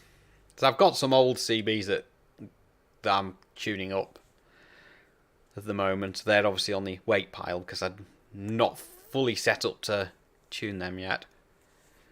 The transmit sides on most of them are done. It's just the receive side that needs to be done. So, just trying to get back to the window I was looking at. There we go. Yeah, so that's something on the pipeline for 2023 is to get my radio bench set up so I can actually test test radios, set them up properly, and do that kind of thing. Because I do have a pile of radios that the CBs that I bought off eBay that need to be tuned up. I mean, there's at least one based on the Cybernet 134 chassis in that lot. I think it's a York 861. Without going in there and looking, I can't remember. One of the 3 hex cores at the back in the PA stage is broken and needs to be replaced. I think I can get those from Knights. I'd have to call them and double check. And that's going to happen sometime in the new year, end of January, when there's money. Then there's obviously the Uniden that I'm trying to get back to working order. That needs a new ceramic filter. I think I can get hold of those relatively easy enough. There's 10.695 one, I think it is. Because the crystal filter I put in there just doesn't seem to work very well. So it's going to have to be a ceramic filter that was actually fitted to the radio as it was, because the circuit was designed for that. I have changed the dodge capacitors that are known to go in those, which was one of the first things I did not long after I actually bought it and got it back. Because obviously watching a lot of the UK FMCB radio servicing videos on the Uniden 100 and 200, all the ones based on that sort of chassis, I know full well I had to change those capacitors. So I bought some capacitors and changed them. There you go. Because they are getting on a bit in years. And I've not really had a problem with the radio switching on and off or displaying the digits on the channel display or anything. It's just the meter's gone and needs to be replaced, which is a bit difficult. I think I went over that earlier in the live stream. Yeah, I probably did go over that earlier in the live stream, but it's a good recap for those who have just joined the stream, in case they missed that part. So, and I think I'll have another cup of tea, but there's probably not too much tea, because if I have any more tea, I'm probably not going to sleep tonight. And I would like to get to sleep not long after midnight, so the stream will end not long after midnight. But it won't end like bang on midnight.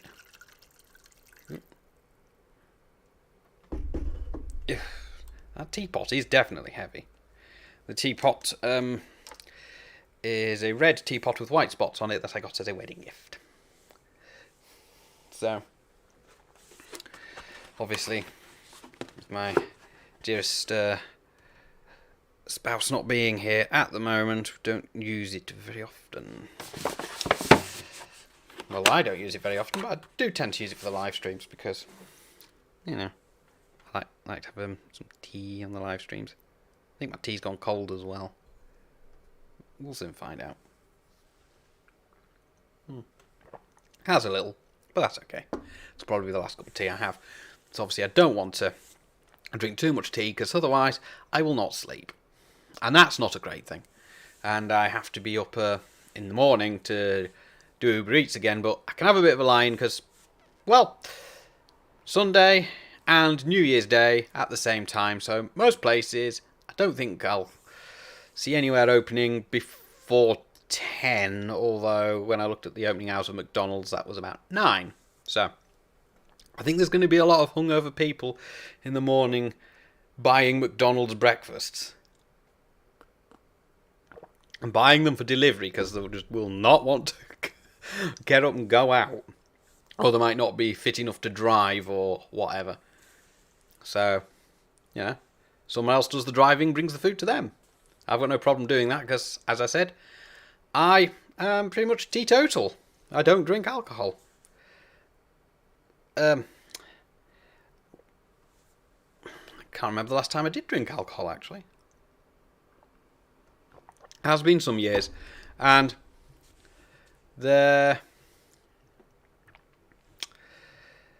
yeah, I do remember one time when I drank too much alcohol. Oof. That was a very long time ago. That was in 2007, I think that was. Actually, it might have been 2005. Actually, I can't remember. It was before 2010. It was the early 2000s. I definitely remember that much. I just don't remember much about what happened that night until when I got back to the hotel room in where was it? I was at the time. It might be I think it was Zante. Yeah, it might have been Zante. I was a bit young and foolish. In my 20s. Yeah, I definitely was young and foolish. I'm not so foolish anymore. I've learned my lesson. That's why I don't drink anymore. Because I know it doesn't do me any favours, and I actually find I get drunk too easily anyway. If I have a couple. That's due to medication that I take, so that's another reason why I'm pretty much teetotal, because I take medication that just interacts with absolutely everything.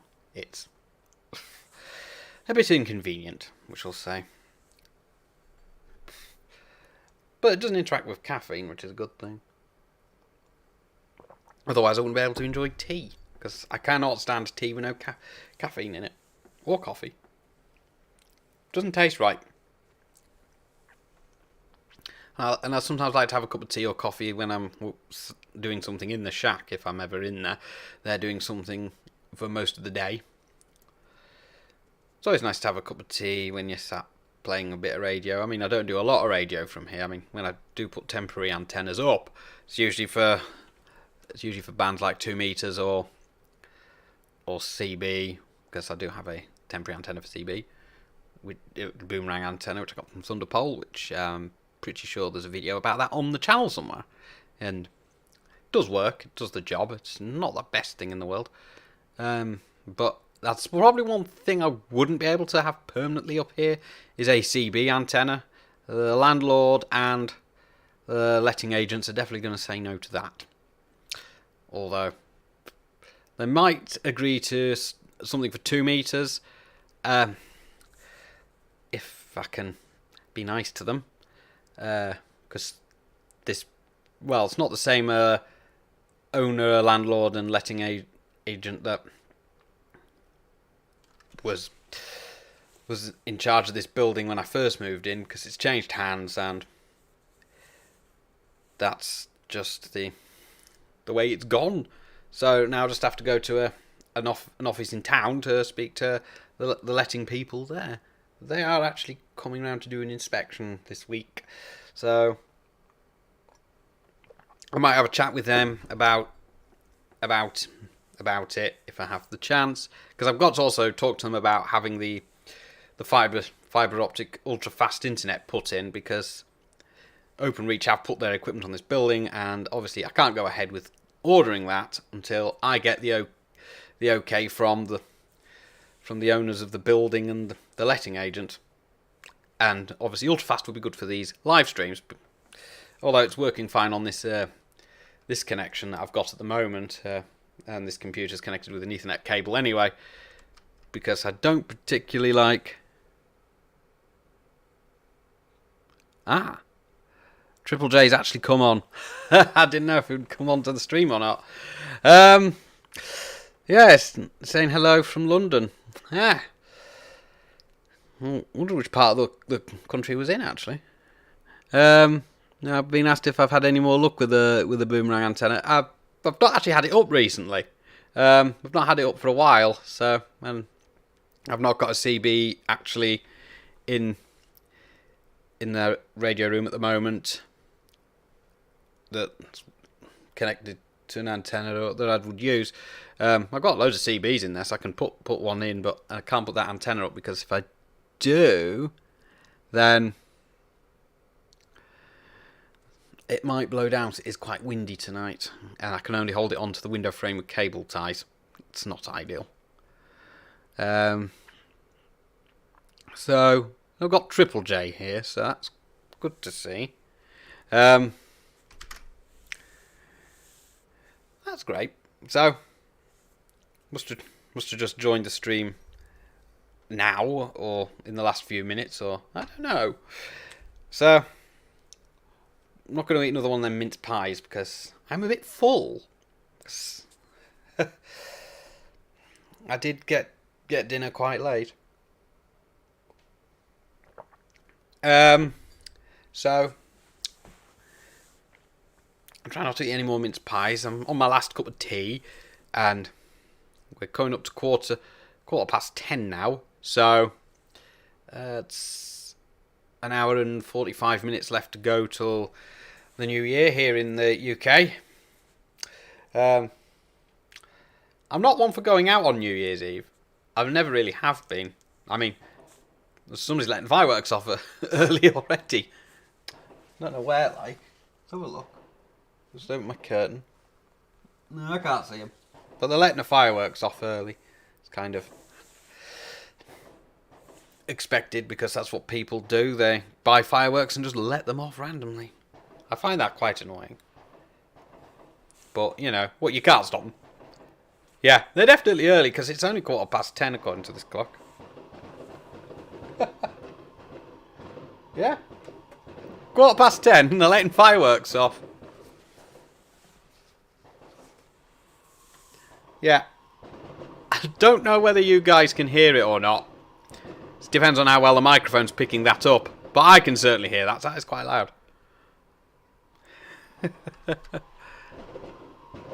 Yeah, so... yeah, that's a lot of fireworks. I don't know where they're coming from.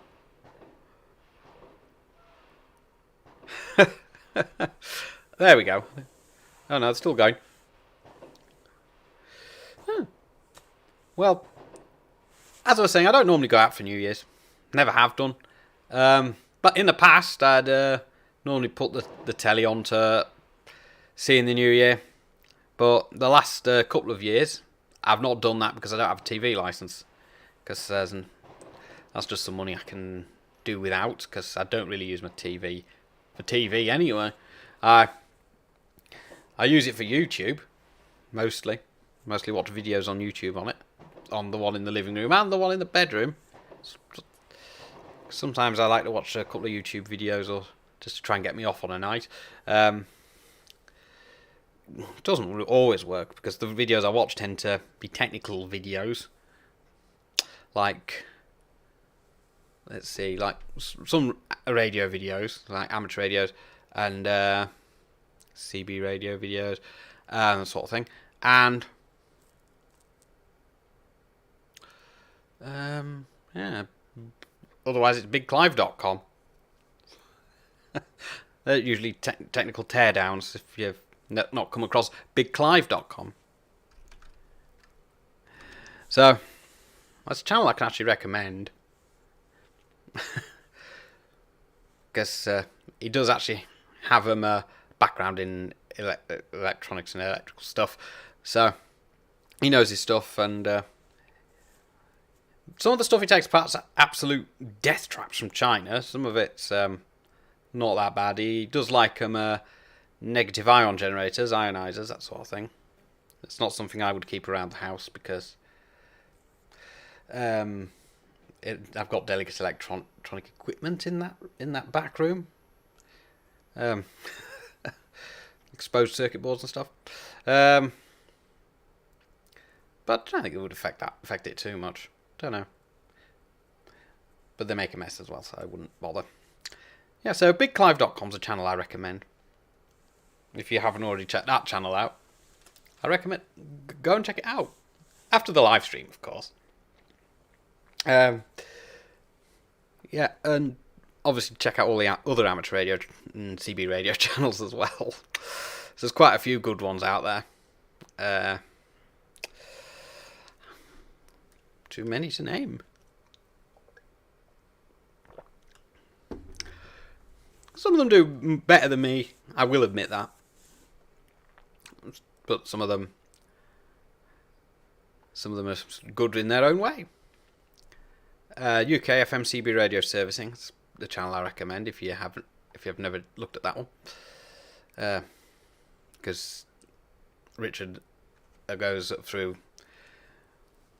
the tunes up of all the CB radios with a lot of detail and information on what's going on and how to do it. does other videos as well, actually. Does sometimes tune up some business radios as well for use on the amateur bands. And he's got an ongoing pipe organ restoration. I've not followed that, because that's not the sort of thing I'm interested in, but some people might be. So that's another channel I recommend, UK FMCB radio servicing. Yeah. So those are the two channels I will always recommend to people. BigClive.com and UK FMCB radio servicing. I think there's some other channels as well that would be worth recommending, but Ringway Manchester, that's another good one. I think Lewis has subscribed to me. Can't remember. But that's another one. He's been doing some rather interesting stuff on there recently. So it's worth checking out, that one, Ringway Manchester. He does a lot of research into his subject matter as well. So,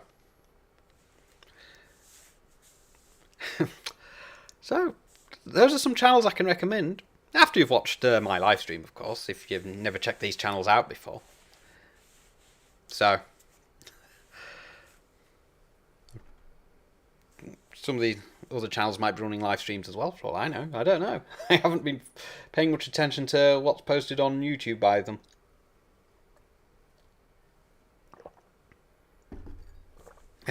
Yeah, my tea's gone cold, so that was definitely my last cup of tea. I won't be doing any more tea drinking tonight. It's 10:30. I don't normally drink caffeine past 6 or 7 o'clock. So I'm sure I'll sleep tonight. It's been a long day. Quite of a boring day, because I went through a period today, 2 hours of absolutely no orders to deliver, and then about a couple after that, and then it dried up about 6 or 7 o'clock. Maybe because most people had probably gone to the pub or restaurants or something. Because it's New Year's Eve. But I kind of expected most people to stay at home this year. But maybe not. Maybe after the 2 years of doing that, I don't think they wanted to do it again. So, they wanted to get themselves out to maybe to the pub and put some money into the local economy, rather than sit in the house and order food. Or they might have been ordering from the place I used to work, because I used to work delivering for a pizza shop, well-known one, and I think some New Year's Eves that I worked there were quite busy prior to COVID. Off the top of my head, because I did work a couple of New Year's Eves. So yeah, they probably were ordering from there, actually, like ordering pizza for their Christmas and New Year's stuff. So the New Year's would be obviously New Year's Eve and obviously Christmas Eve and stuff. Yeah, but normally it would be kind of dead anyway, because their main business up there went up to the Infantry Training Centre. Uber Eats delivers up to the Infantry Training Centre as well. Because sometimes the recruits, when they're there, if they're not there at the moment, they order McDonald's and KFC. Seem to have a preference for KFC, I've noticed, which is quite interesting. So that's probably going to be most of my deliveries in January, going to and from the Infantry Training Centre to the recruits. The future of our British Army, powered by fast food, basically, which is probably better than military rations anyway.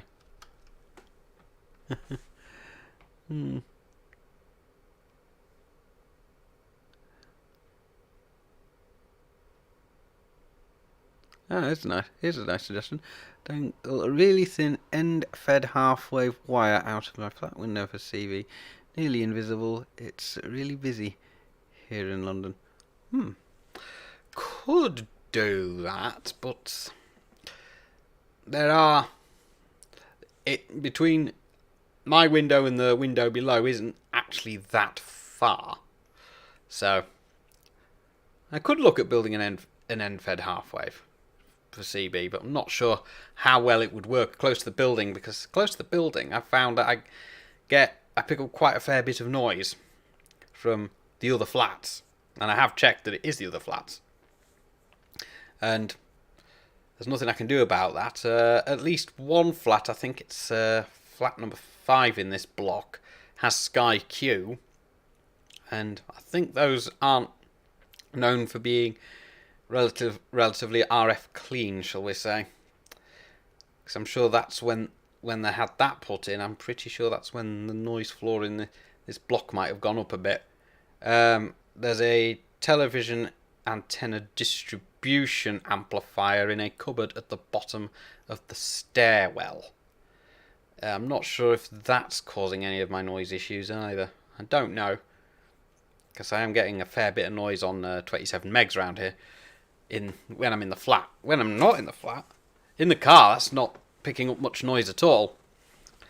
It's just with an antenna close to this building, so there's obviously stuff in this building causing a lot of noise. So I don't know what it is, because it would involve me going through the entire building and basically knocking on all the neighbours' doors to get them to switch stuff off, and I'd rather not do that, because I don't really want to annoy the neighbours by saying they've got something that's causing interference to CB, because if they know I'm trying to rule out interference to CB, then they're not going to be too happy about that.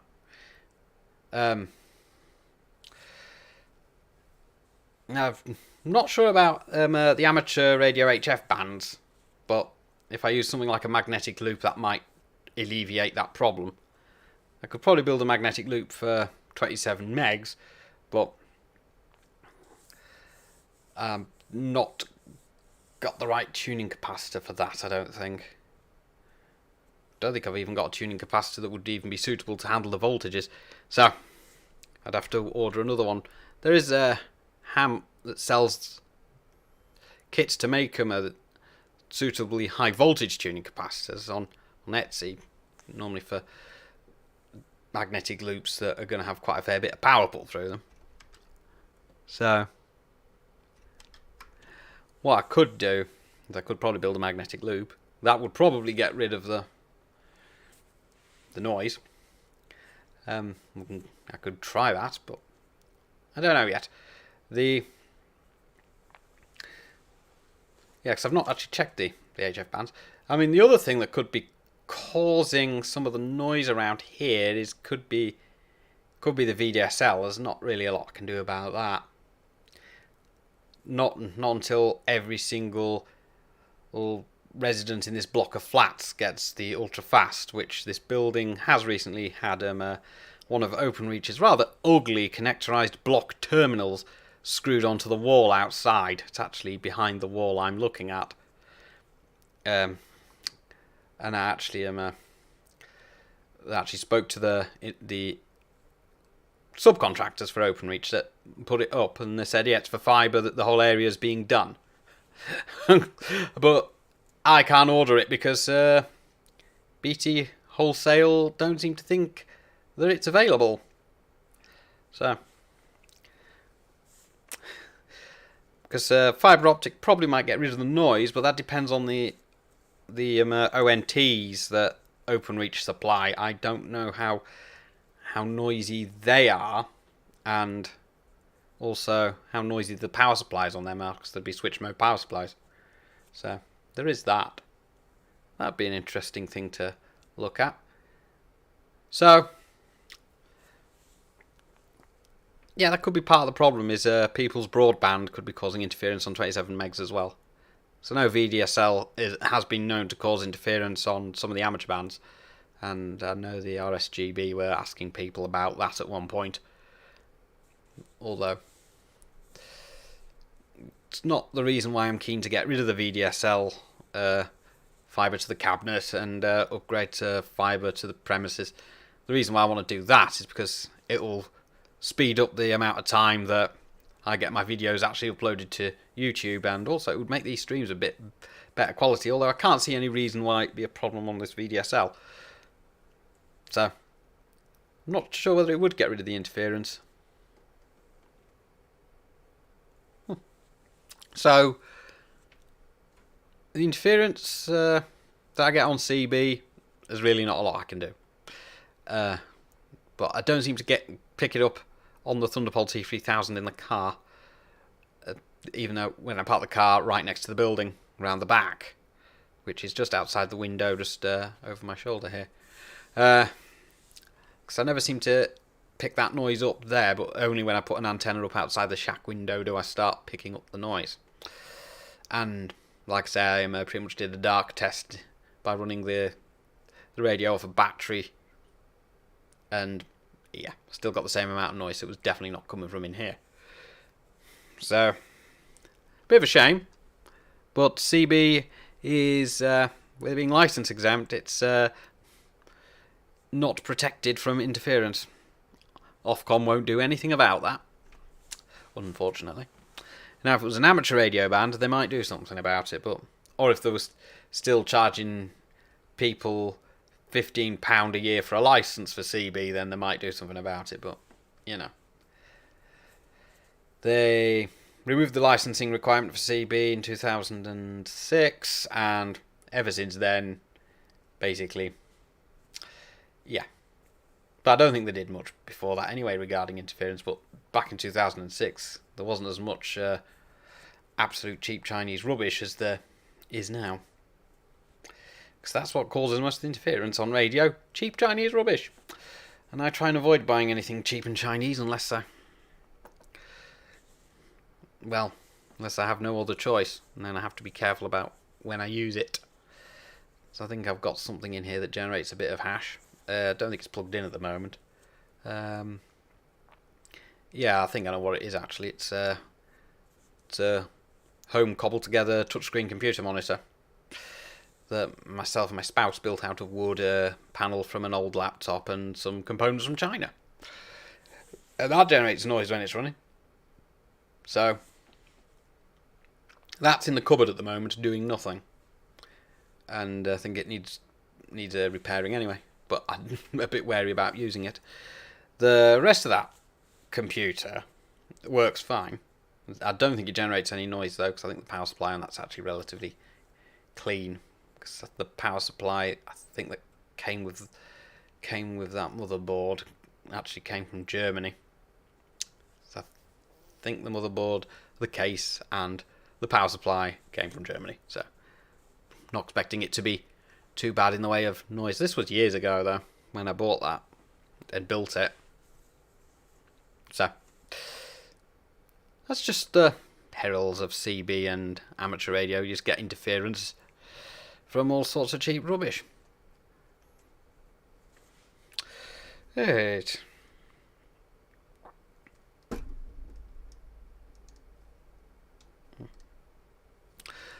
So this is a bit of a pitfall, that. But I do like to find out what's causing interference. I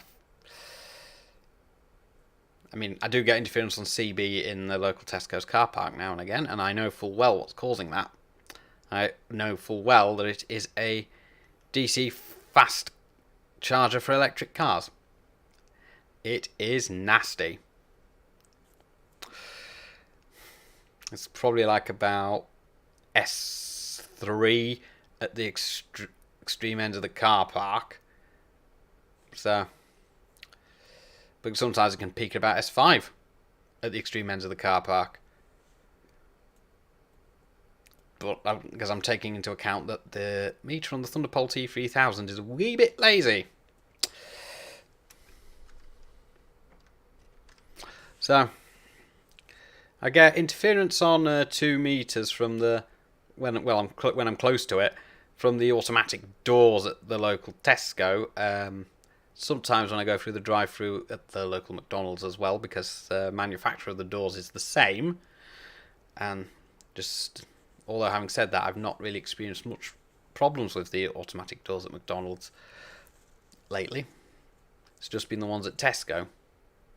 Because I've been parked at a similar distance to the ones at the McDonald's that have been to the Tesco, and The Tesco ones make a racket, the McDonald's ones don't, despite the fact that they're made by the same company. I find that odd. Maybe the doors have been changed or something recently. I don't know. But that's what tends to happen on 2 meters when I'm driving past the local Tesco's front door. Gets a lot of interference, and I know it's the doors because the interference seems to follow a pattern when the doors open, which I have noticed. It's been like that for years. The electric car chargers are slightly more recent than that. I initially wasn't sure which one it was because they've got the DC fast charger and they've got the other type of chargers.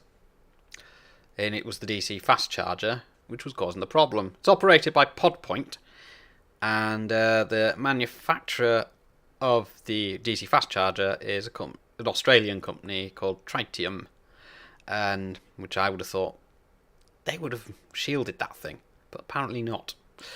The units are VFill RT50, if I recall.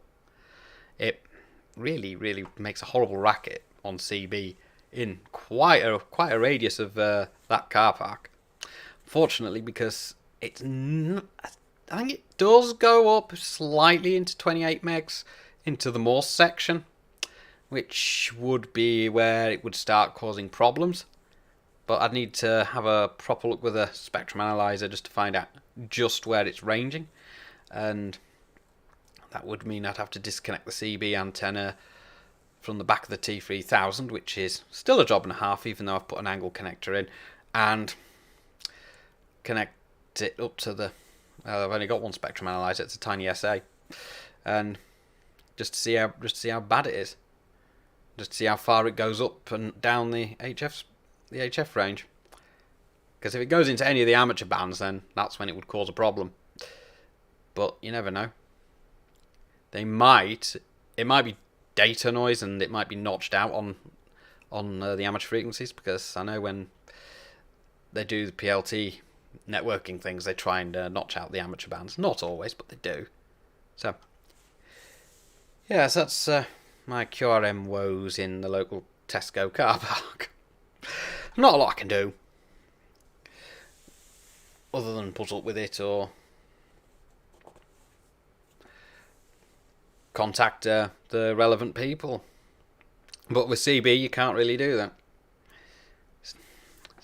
But if it was an amateur radio issue, then yeah, then I'd the alarm bells would start ringing. So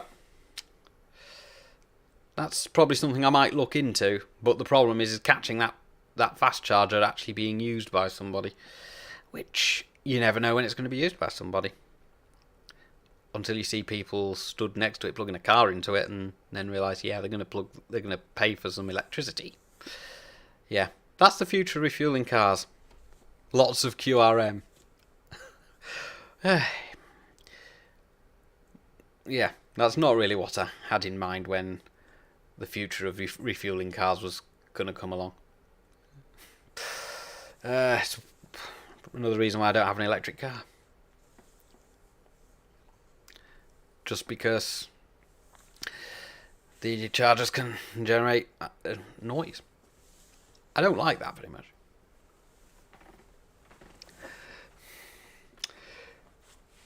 But it's not all the time, it's only some of the time. I mean, and then there's the doors at the local Tesco. The interference doesn't go too far on those. Just seems to be localised within about at least 10 feet of the door. Probably no further than that.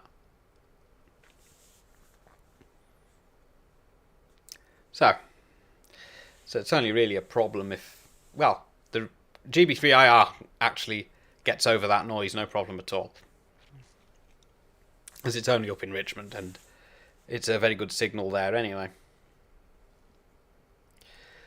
My iGate should also get over that noise as well, even though it's it's a weaker signal, but I can still hear it from there. I'm not sure about GB3HG down in Thirsk, because obviously that won't be as strong here. Although on Sutton Bank, where it actually is quite a good takeoff. So it's quite high up, and it usually comes through quite strong on my FTM 400 in the car anyway, and I can actually access it in the car, which I'm not sure if I can access it while I'm walking around with the handheld outdoors, but I know I can't access that repeater in here with the handheld, because I have actually tried and it doesn't open, which is a bit annoying. I've tried accessing GB3CD using a base station antenna in the past with my QIT KT8900D, which is pretty notorious. Well, those cheap Chinese sets are all pretty notorious for suffering like intermodulation stuff, and well, yeah, from pagers mostly. It was very difficult to actually hear anything on 2 meters with that. But since I've switched to the FT991A in the house, 2 meters has just come through nice and clear because it's got proper filtering in it. But I've not, like I say, I've not really had that on the 2 meter antenna since just before I came down with COVID. I never really got it back on since, because obviously I've not been really fit enough to do much with trying to put antennas up. So obviously I spent quite a while trying to recover from COVID. It was not something I want to go through ever again. But I'm probably going to go through that again at some point, because I do interact with people on a pretty much a daily basis because of the job I do. But you know, if I've got over it twice, because that's the August bout was the second bout of COVID I had, I'm sure I'll get over it again.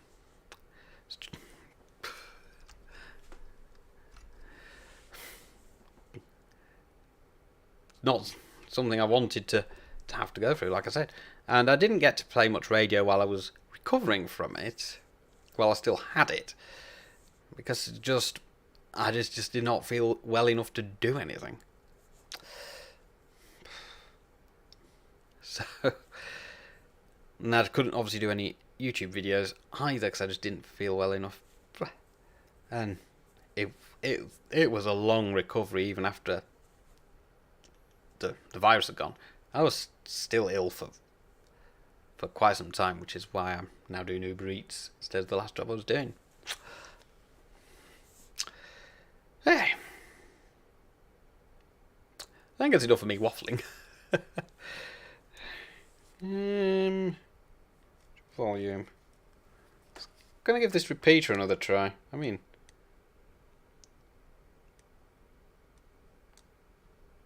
because you never know, there might be somebody out there now. Well, at 11:15 I don't know, but I'm gonna try again. It's always worth a try. Mike 0, Whiskey November Uniform, listening GB3IR for any calls.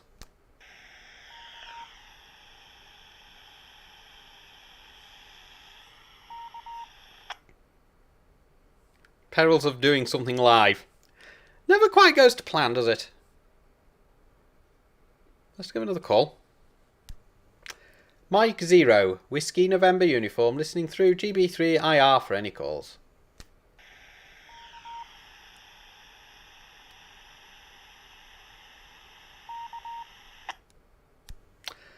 Mike 0, Whiskey November Uniform, listening through GB3IR for any calls.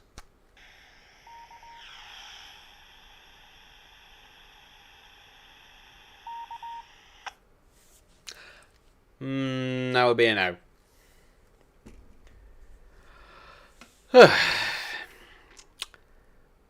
Well,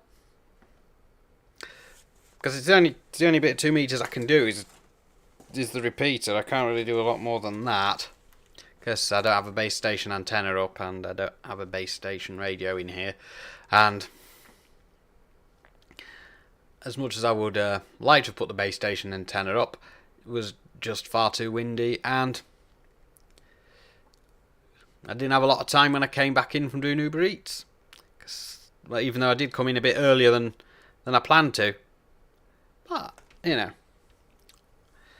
And I hadn't been doing a lot of 2 meters in the car, obviously, apart from the APRS. I mean, did I put a call out on the repeater the other day? Might have done. Can't remember if I did. But I still didn't get anybody back. So I'm not 100% sure if the microphone's working, because the microphone... I don't think I've used that microphone since I replaced it. Might have done. I'm surprised I didn't actually use it down to when I was driving down to Devon a few weeks ago. Or I couldn't use it driving back. So I had a passenger in the car, and yeah, that passenger would not have really approved very much, and that passenger was wearing a pair of headphones and was singing. So I won't complain about the singing voice. It just wouldn't have been appropriate for me to go on 2 meters with somebody in the passenger seat singing away merrily. Because, you know,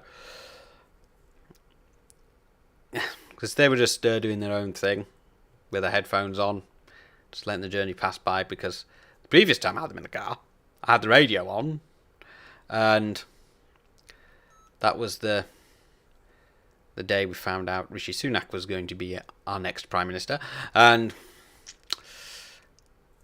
my passenger, who's the same passenger, got quite unhappy about that. So, despite the fact they had a pair of headphones with them that day as well, but they didn't use them. So, obviously learnt from that one. So, and it wouldn't have been appropriate for me to have gone on 2 meters with the passenger in the seat anyway, with no headphones on, because they would probably want me to talk to them, have some kind of discussion, because it would have been quite a long journey otherwise, from Devon to where they live, which is Scarborough, and then I could have gone on 2 meters on GB3HG on the way back across, because I think once you come out the top of Scarborough, you can actually get into GB3HG. There's GB7RW up at Robin Hood's Bay. I think that's where it is. As well, and I could have used that repeater. I think I can get that's probably some other way along that road. I don't know. But I know I can get into GB3HG for most of the way between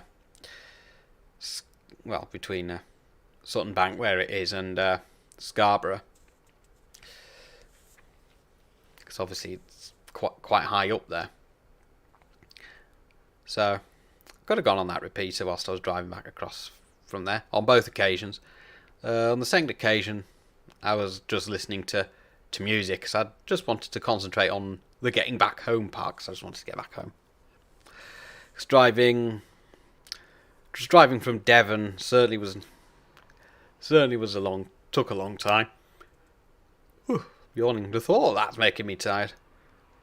So, although I had the radios in the car, and I might have been listening to S20 145.500. I did hear someone merrily singing away on that channel around about sort of somewhere around about Birmingham sort of way. Well, it was somewhere. It was on the M40A40 corridor. That's what I remember. So yeah, you do get people like that on those bands. Don't know why.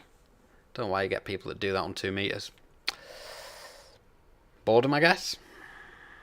Much like it probably is on CB, except on 2 meters, people don't stand for that, and you know, someone gets reported and the equipment taken off them, and maybe their license revoked if they are a licensed amateur, which there might be, but there might not be. So I can't remember roughly whereabouts it was, where the signal was at its strongest, but it was definitely the A40 M40 corridor. So yeah. So I couldn't really put any calls out on S20 at that point.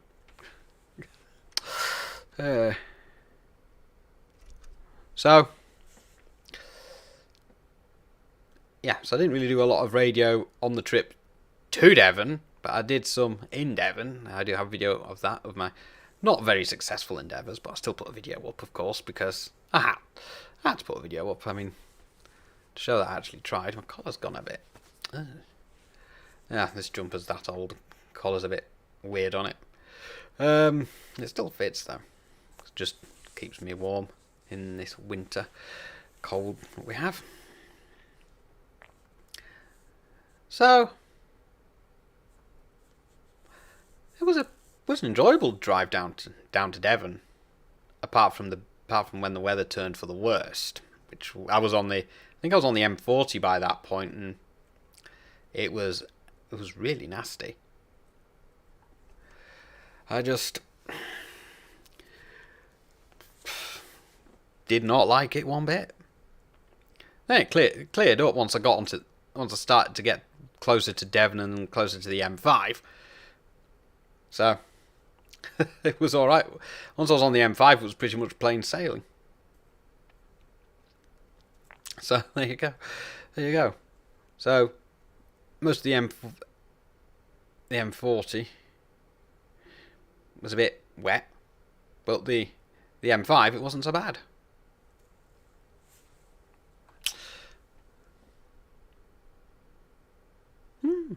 So it was an alright drive down there. And it was much better coming back because it wasn't so bad. Although I was expecting it to get bad, which is why I set off as soon as possible, basically. If I'd done that journey maybe a couple of weeks later, I would have probably got stuck in the snow. That would have been not very much fun. So, but at least I have radios in the car to radio for help. If anyone ever was to actually answer the call for help on the radio. Although I do have a mobile phone as well, because that's what most people use these days. I'm not the biggest fan of them, but I do need one for my work and a couple of other things as well, like doing YouTube stuff.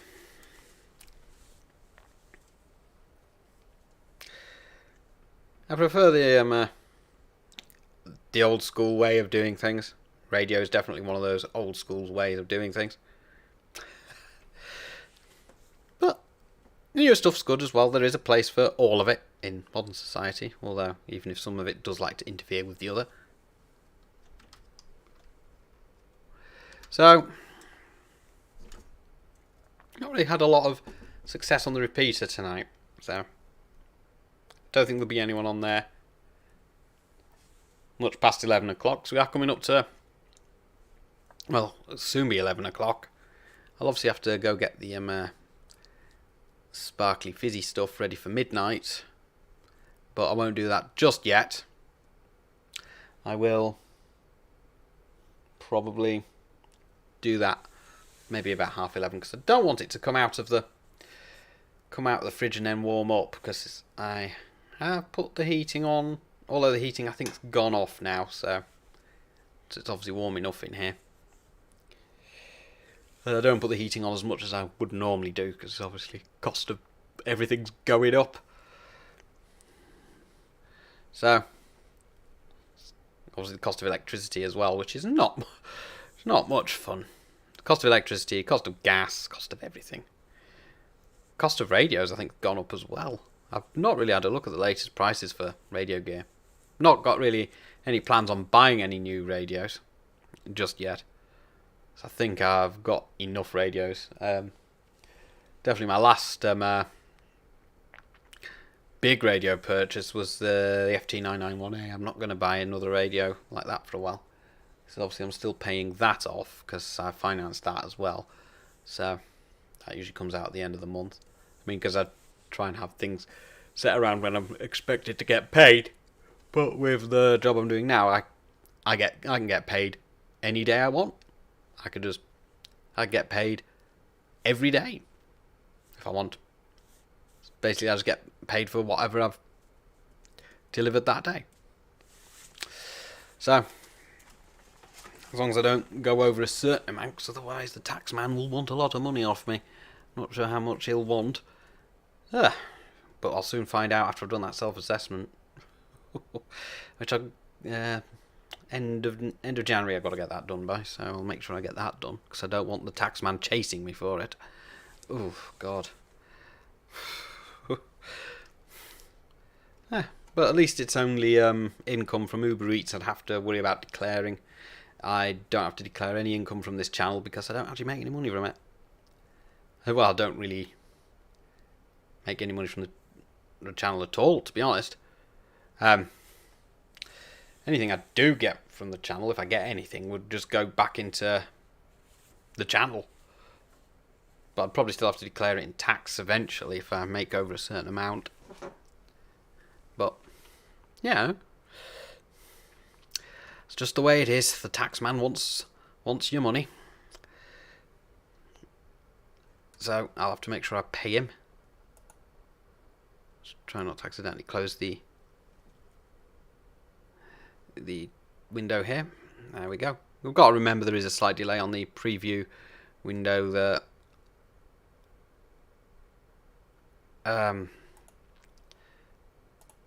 there we go.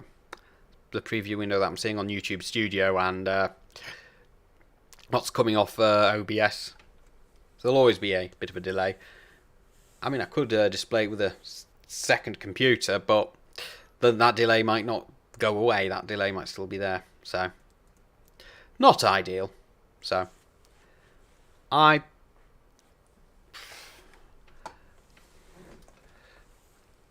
been keying up with that radio tonight, but I'm not sure if it's been generating any interference, but I can soon find out, because I can always have a look at the playback of this live stream later on and just see what it's like. I mean, not been as what I expected, because I've not been able to get hold of anybody on the radio at all. I've still got the Zello open on my phone, because I do actually have... let's get rid of some of these notifications. I do have Zello open on my phone at the moment. I only have Zello open on a channel for call in from this live stream. Just look for my call sign M0WNU. It's M0WNU YouTube channel on Zello. Look, I know it's not proper radio, but it works. It does the job. I mean, I don't think I've got it properly configured for that phone because I've just installed the app on it today because it wasn't on there. Despite the fact I transferred the rest of my apps when I swapped the phone for that one. When I upgraded. Oh, excuse me, I'm getting hiccups. It's all this talking and drinking tea. I only had one mince pie as well. I didn't eat all the mince pies in the end. Maybe because... well, I'm feeling a little bit full after earlier. So I had pizza earlier, which was very nice, I have to say. I had it with some chips that are deep fried, which were also quite nice.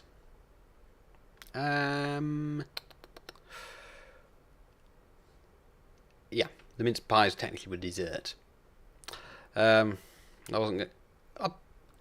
I had chips last night for my tea as well. I went to the fish and chip shop after I finished doing Uber Eats because I got out early yesterday because I made a sufficient amount of money.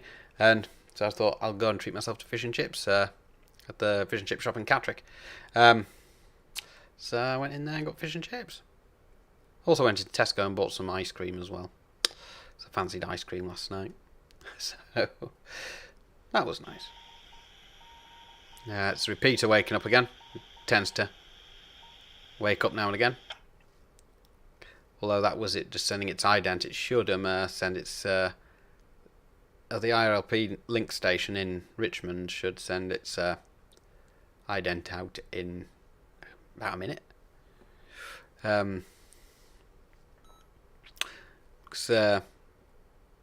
GB3IR is on IRLP. I can't remember, like I say, I can't remember the node number for that. So there is a link station for IRLP. It's based on a Raspberry Pi, and it's in Richmond, which just links to the repeater, and then the repeater just, well, treats it like it would treat any other station. so can't remember the node number for GB3IR. So I can't tell you what the node number is for you to dial in using IRLP. You'd have to be near another IRLP node to do that. I'm not sure if Echolink still works on that repeater. So you can check on the Echolink app, but I'm not 100% sure that it is on Echolink at the moment. I think it's just strictly IRLP. Oh, I've got a telephone call. I'm going to answer this on the whilst I'm live on the stream. Hello. Hello. Hi. Yeah. I was going to ring you tomorrow actually, but you rang me now. All right. Yeah.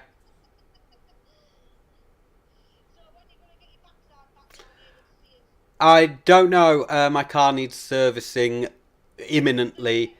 No, it needs servicing imminently because it hasn't been serviced, and that needs to be done sooner rather than later because I've now got 2 warning lights up, and yeah, that's basically one of those warning lights is saying get this car into the garage ASAP, and that won't be till the end of January because that's the only time I think I'll have the money to do it. When do I? I'm not sure I can manage that. When am I taking you to? Yeah. What? Oh, all right. Okay. Am I supposed to still be taking you to the airport?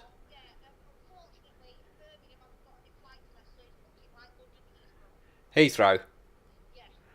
Right. Okay. What date would that be?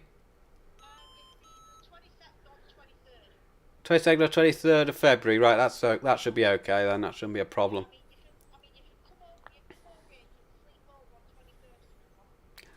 Okay. I'll discuss that with you another time. Obviously.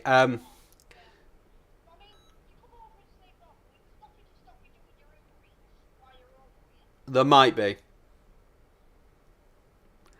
They might not allow me to do it. That I think it's technically I can only do that in Catterick. So yeah. Well, at least you called me now to wish me Happy New Year because I suspect you're probably going to go to sleep soon because I know you don't like to stay up too late. Oh, are you? Okay, good.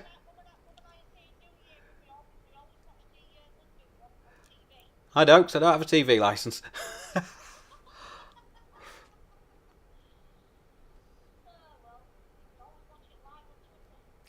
I could probably do that as long as it's not coming from a British television station.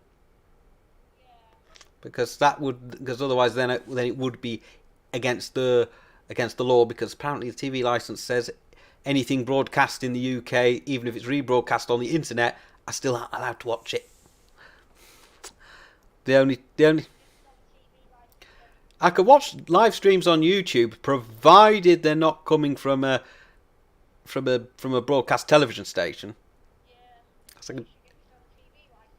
I'm not spending money on a TV license if I don't watch the BBC because I don't. Right, so it's. Yeah. All right. Okay. Yeah. I wasn't expecting you to call me actually.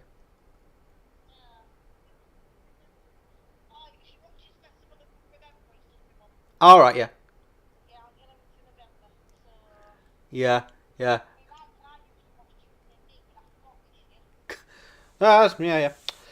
Okay. Right. Okay. No worries. Bye. Okay. So that was my friend from Scarborough wishing me a Happy New Year. A bit early, has to be said, and that's the same friend I picked up from Devon. I was supposed to be taking them to Birmingham Airport at the end of February.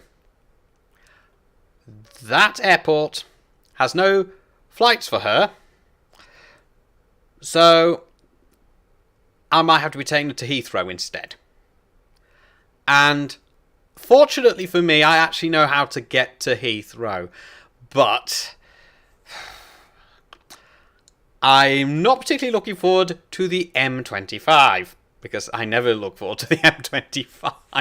Last time I was on the M25 going in that direction, I was stood in traffic for probably about half an hour. And, you know, I was quite desperate for the loo as well. That was not a pleasant experience. That's not one I want to repeat.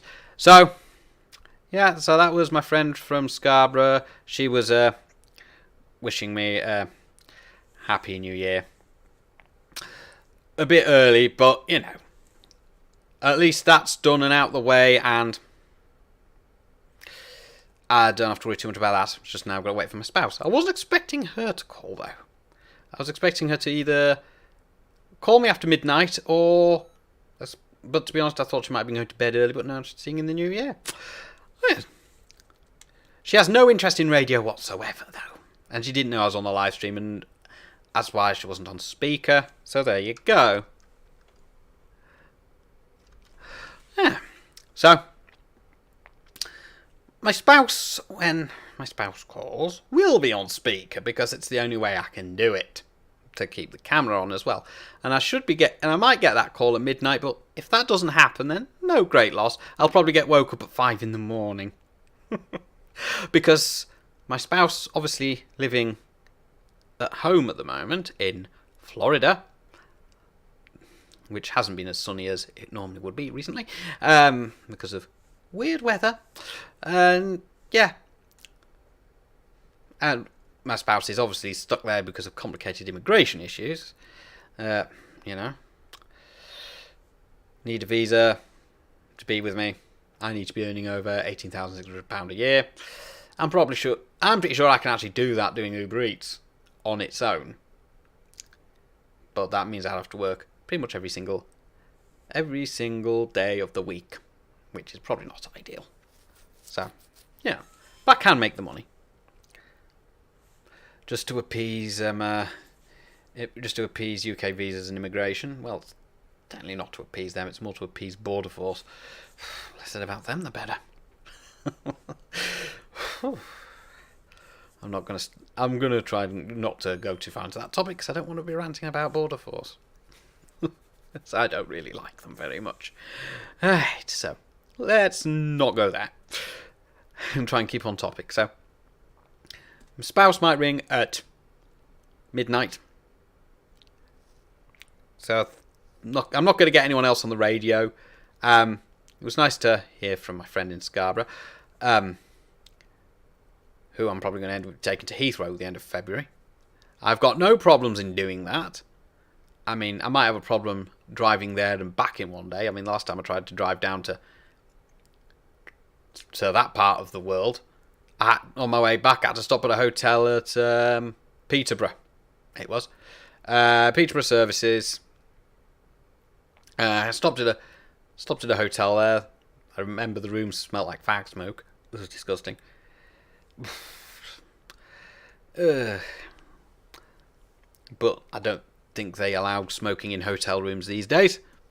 But I'm surprised they allowed it in 2016 because that's when I went down to Staines to Martin Lynch and Sons to buy my FTM 400 and the antenna that's on the car and the mag mount that antenna was in for quite a few years until very recently. So if I do drop my friend off at Heathrow Airport, I might pop into Lynch's if it's not too late. I don't fancy parking in Heathrow Airport. I mean, I don't want to put my friend on the train because, well, obvious reasons. I'm sure you know what those obvious reasons are, so I'm not going to go into detail. Because I don't think my friend should be going on a train when trains can't be relied upon. So, driving it is. I mean, I've got no problem driving down to Heathrow. I've driven down to Staines. It's the same direction.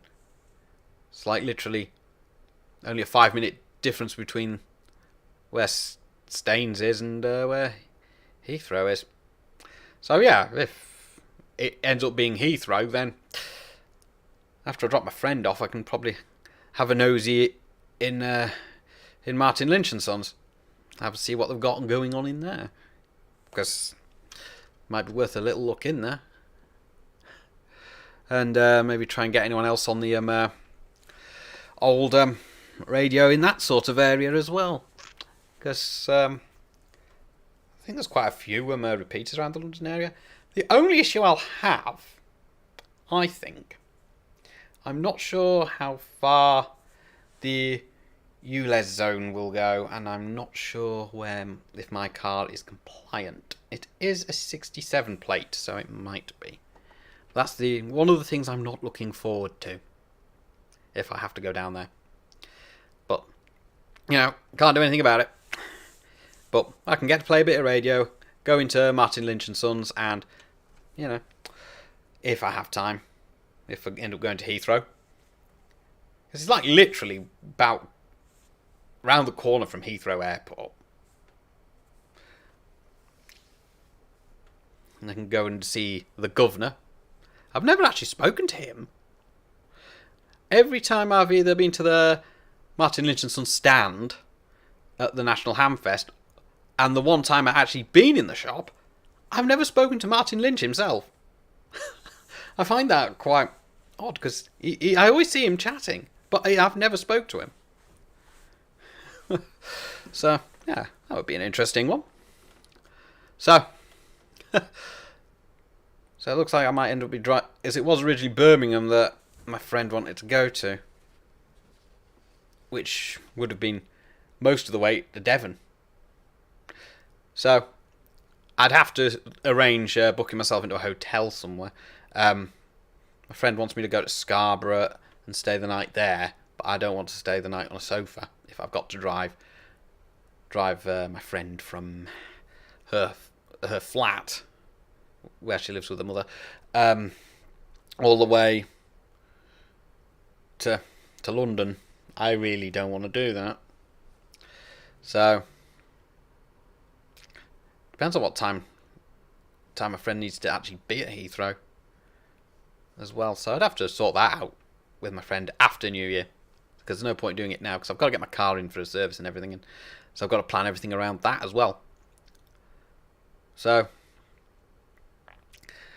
oh well, it's going to be a very, very busy couple of months for me. But I am going to try and fit in radio and videos for the channel, because, I can't abandon you guys. Of course not. That's why I want to keep the channel going. So, we've got 45 minutes or so, maybe, before the new year. Got to bear in mind there's a few second delay between what I'm seeing and what the actual other end of the live stream, because that just tends to happen. I wouldn't normally have answered the phone on the live stream, but because this is a special New Year's Eve live stream, it made sense.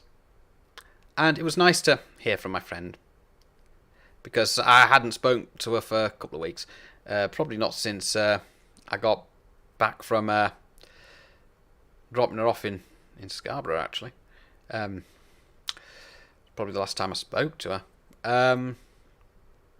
She did ask me if I wanted to look after her puppy, Billy, who's really adorable. I do actually have a couple of photographs from the day I dropped my friend off with said puppy. Don't have them on the computer though, so I can't put them up on the screen and show you. But that's okay. He is adorable, mind. He does like me. Dogs and cats do like me. There's just something about me, I think.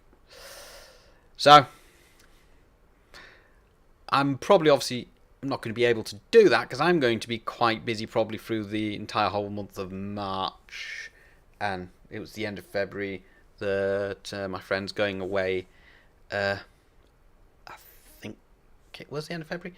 Yeah, flying out to somewhere in America. I can't remember where exactly. My friend's a bit of a Trekkie. and therefore is going on the Star Trek cruise. Which I can only dream of doing stuff like that because I don't have that much money. But I think somebody else has paid for a friend of hers that lives in Devon, runs a shop in Devon. That was very nice of them. Obviously not for me though, because I can't obviously get things sorted in time. I think my friend needs to sort a passport out, but I think that's probably been done by now, because I think she misplaced a passport. We all do stuff like that. I mean, I wouldn't mind going to America, because, like I say, I want to do some radio in America, because amateur radio is a big thing in America. I think I am subscribed to a couple of the American amateur radio channels. Ham Radio Crash Course is one of my favourites from America, with Josh. I think it's called Signs KI6NAZ, or as he would say, KI6NAZ. I watched one of his videos last night, actually. I think he did one recently where he tried to make an antenna out of some Christmas lights. I haven't seen that yet. But I think that was premiering at some point. But I've not seen that. So that's another amateur radio channel I could recommend. One of the ones from America. I'm subscribed to a couple of the ones from America. Not just Ham Radio Crash Course. I've not spoken to many American stations in recent years. I think I spoke to one or two when I first got licensed with my foundation back in the day. That was a long time ago. And that was through the Echo link on the repeater, I think. Obviously at that point I was... Well, what radio did I have in the car at that point? Because I'm sure it was a radio in the car I had. Yeah, it would have been the one I'm using for my iGate now, because that was my first radio that I bought for 2 meters. Yeah, it's not very good for 2 meters at all. It gets desensed pretty easily by pages and stuff. The filtering in it's rather poor. But I'm using it as an iGate, which it seems to work fine for that. I've not got a filter on it, so I'm surprised it isn't being desensed by the pages. But it's alright, I can put a filter on it if I can get one that's rated suitable for the output of the radio, which is around about 5 watts. So I'm sure I can get a filter for that. If not, I could build one, because there are schematics for cavity filters and stuff like that on the internet. So it wouldn't be a cavity filter though, because those are quite big. It'd be just like an LC circuit or something. I'll have to go back through all the schematics for this, because I was looking on building a filter for the KT8900D, but then I got the 991A, and that's got good filtering on it, so I didn't need to build a filter at the end. But I do have that little Soda Beams filter, which you screw into a handheld, which turns out doesn't actually work on Blackpool Tower. I did try that to see if I could overcome all the noise up there, just to see if I could make some contacts where Lewis M3HHY failed, because, but I think whatever's up there got much worse. So that was a bit of a washout. CB fared a bit better. I managed to hear stuff from up there, but I didn't call anybody on the CB, I don't think, from up the top of Blackpool Tower. That's probably another one to try for another day. That's Point Blackpool. I am hoping to go to the Blackpool Rally again, because, well, I went last year, spent a couple of nights in the Norbreck Castle Hotel. Hopefully the hotel isn't otherwise occupied, because and there's a few hotels in Blackpool that have been commandeered, shall we say. I'll leave it at that. But obviously I'm hoping the Norbreck Castle Hotel isn't one of them, because obviously I want to go to the Blackpool Rally, and it's held at that hotel. So I'd like to go to... The Blackpool Rally is usually the first big one I go to of the year. Sometimes the Ripon Rally is on around about that time as well, but I'm not sure they had one last year. I didn't remember seeing it advertised. I'll definitely be at... I think I was at Bowburn, which is where I got the Uniden from. And the Midland 77095 as well, which actually worked fine. It was the Uniden that had been tampered with. by modification to 10 meters, which, well, I managed to reverse it. So technically it's not legal, but because it had been modified to 10 meters, but as long as I can get it to operate within legal specification, who's going to care? Because technically I'm supposed to scrap modified radios in the eyes of the law, but no, I'm not scrapping it. I'm going to restore it. And yes, that was Boburn, because I did see one of my viewers there while I was in the middle of filming. I think they were at Blackpool as well, but didn't get a chance to say hello. I'm trying to go to the National Hamfest next year. It is at a new location, so it's a bit further to drive for me, but I'm still going to go. Well, or it was at a new location, according to what I heard. I think it was from National Hamfest's own Twitter account. So, hopefully, with a bit of luck, I'll get there. So, and hopefully, Spennymoor as well. So, Blackpool, Boburn, Spennymoor, and the National Hamfest. Maybe Friedrichshafen if I can get out to Germany, but I'm not holding my breath on that one. Because at the moment, things look a bit tied up, and that depends on my summer holiday plan as well, because I do plan to go on a summer holiday somewhere nice. I was thinking Devon again, so I could do more radio there, which would be nice. I do want to take my spouse there, but, I've got to get the immigration issue sorted first, because my spouse won't be able to get back in the country otherwise. My spouse will be back in this country at some point. Maybe that will happen in 2023 or 2024. Maybe 2023 will be the final year of the two of us being forcibly stuck apart. Maybe I'll be able to spend Christmas 2023 out there in the States. I hope I do. And maybe play some radio out in the States. Like I say, ham radio is a big thing in the States. I'd have to have the Yaesu FG2D modified before I go out there, so it'll actually transmit on the American 2-meter band, which is 144 to 148 over there. Because it won't transmit there at the moment. It's only on 144 to 146, and although I could have it opened up now, or I could even open it up myself now, I think you have to reset the CPU as well when you do that. I can't remember, but I do believe it is a very tiny surface mount component that needs to be taken out. And if I'm going to get anyone to do that, I'm going to get Lynch's to do it. So, not sure how long it would take them to do, but I'd have to personally drive it down there and have them do it, and then personally collect it, because I don't trust the postal service in this country anymore.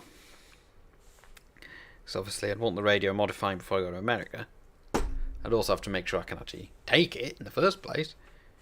The charger should work on American electricity supply. I see no reason why it wouldn't, because it's a switch mode power supply and they tend to be quite wide voltage. So that's one of the perils of taking radios abroad, whether you can actually charge battery powered ones up or not. I'm sure I can charge that up. So that's definitely something for 2023. Go to America for Christmas.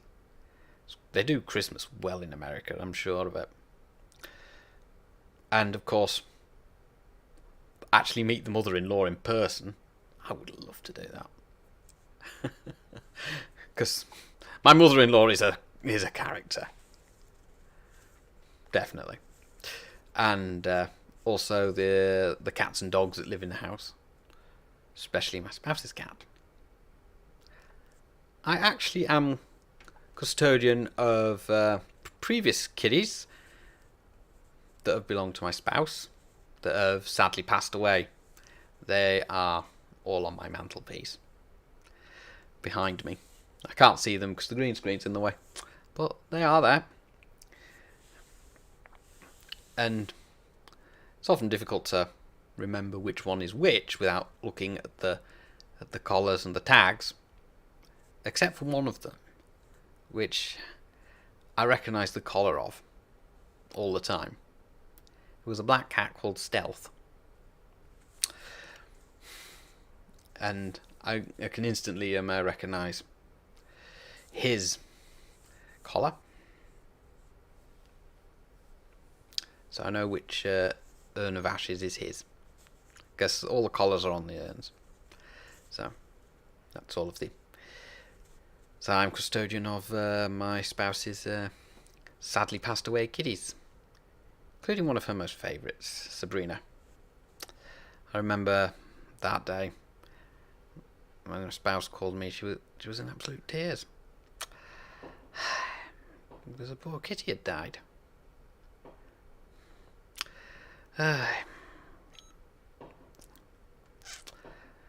Took me a while to comfort her. You know, this was before we married, some time ago. Just made me want to go to America even more. But I never got there because money. And at that time I wouldn't have been able to operate ham radio because I can't remember. I either hadn't passed my foundation exam at that point. I don't think I had. No, I wouldn't have done. Not then. I would have been still able to go on CB, but you know, I wouldn't have had any equipment legal to use in America. I'd have had to have bought the equipment locally. Because although they're allowing FM these days, they weren't back then, and although I have equipment that can do AM, it can switch to FM, and I would have had that confiscated in no time at all. So, another drawback of going abroad, risk of having equipment that doesn't comply with FCC regulations confiscated. Whereas I'm a licensed ham, as long as I take my gear, my license, and my harmonised amateur radio examination certificate, which I've got a couple of copies of that because I did photocopy it.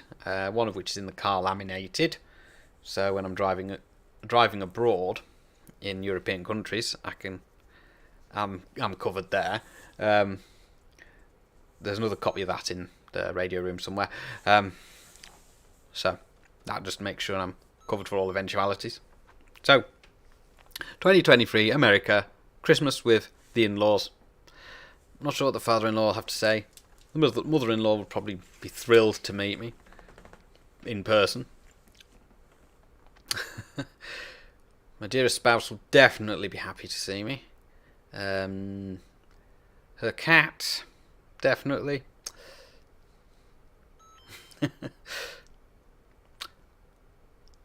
I'm not sure I'd get much time for radio because it depends on my significant other, who, although is interested in getting licensed, doesn't want to do it in America. Or I don't know why. My spouse wants to take the RSGB exams, get UK call signs. Basically follow the same path I have. So, although I am hearing in the grapevine there is a direct full now, but that I'm not sure my significant other would like to do that. Because it's obviously free tier in America as well, because you've got technician, general, and extra, if I recall. If I recall the free tiers over there.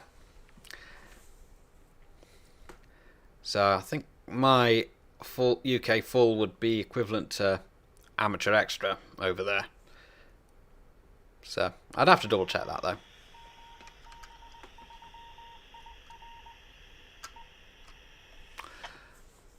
Definitely something worth checking before I go to America.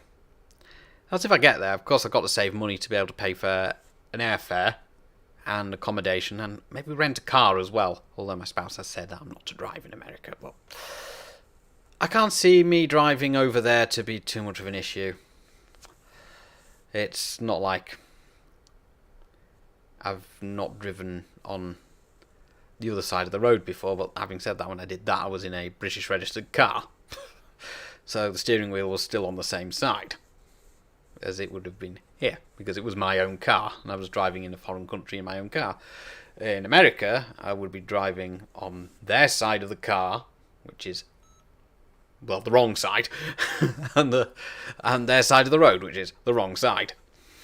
So, not what I'm used to. And also, American cars all tend to be automatic, so yeah, not used to that either. I've only ever driven one automatic car, and well, that was a hybrid actually. So it kind of sounded like a milk float when it was doing about anything under 25 mile an hour. I'm not a big fan of hybrids or electric cars. You probably noticed that, because I think they cause interference to amateur radio gear and CB, probably. I don't know. Depends how well these cars are actually built and how well shielded all the electronics are. So it's been an interesting live stream. I've been talking about quite a lot of stuff. Bit rambly. Tried on the repeater. 11:30. I wonder if there's anyone waiting for midnight on here. I don't know. I'll try. I'll call. Mike 0, Whiskey November uniform, listening through GB3IR for any calls.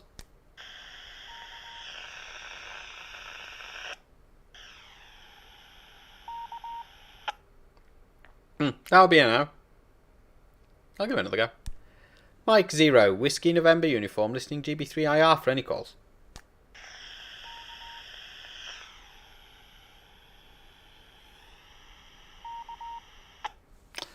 I won't call a third time, I normally do.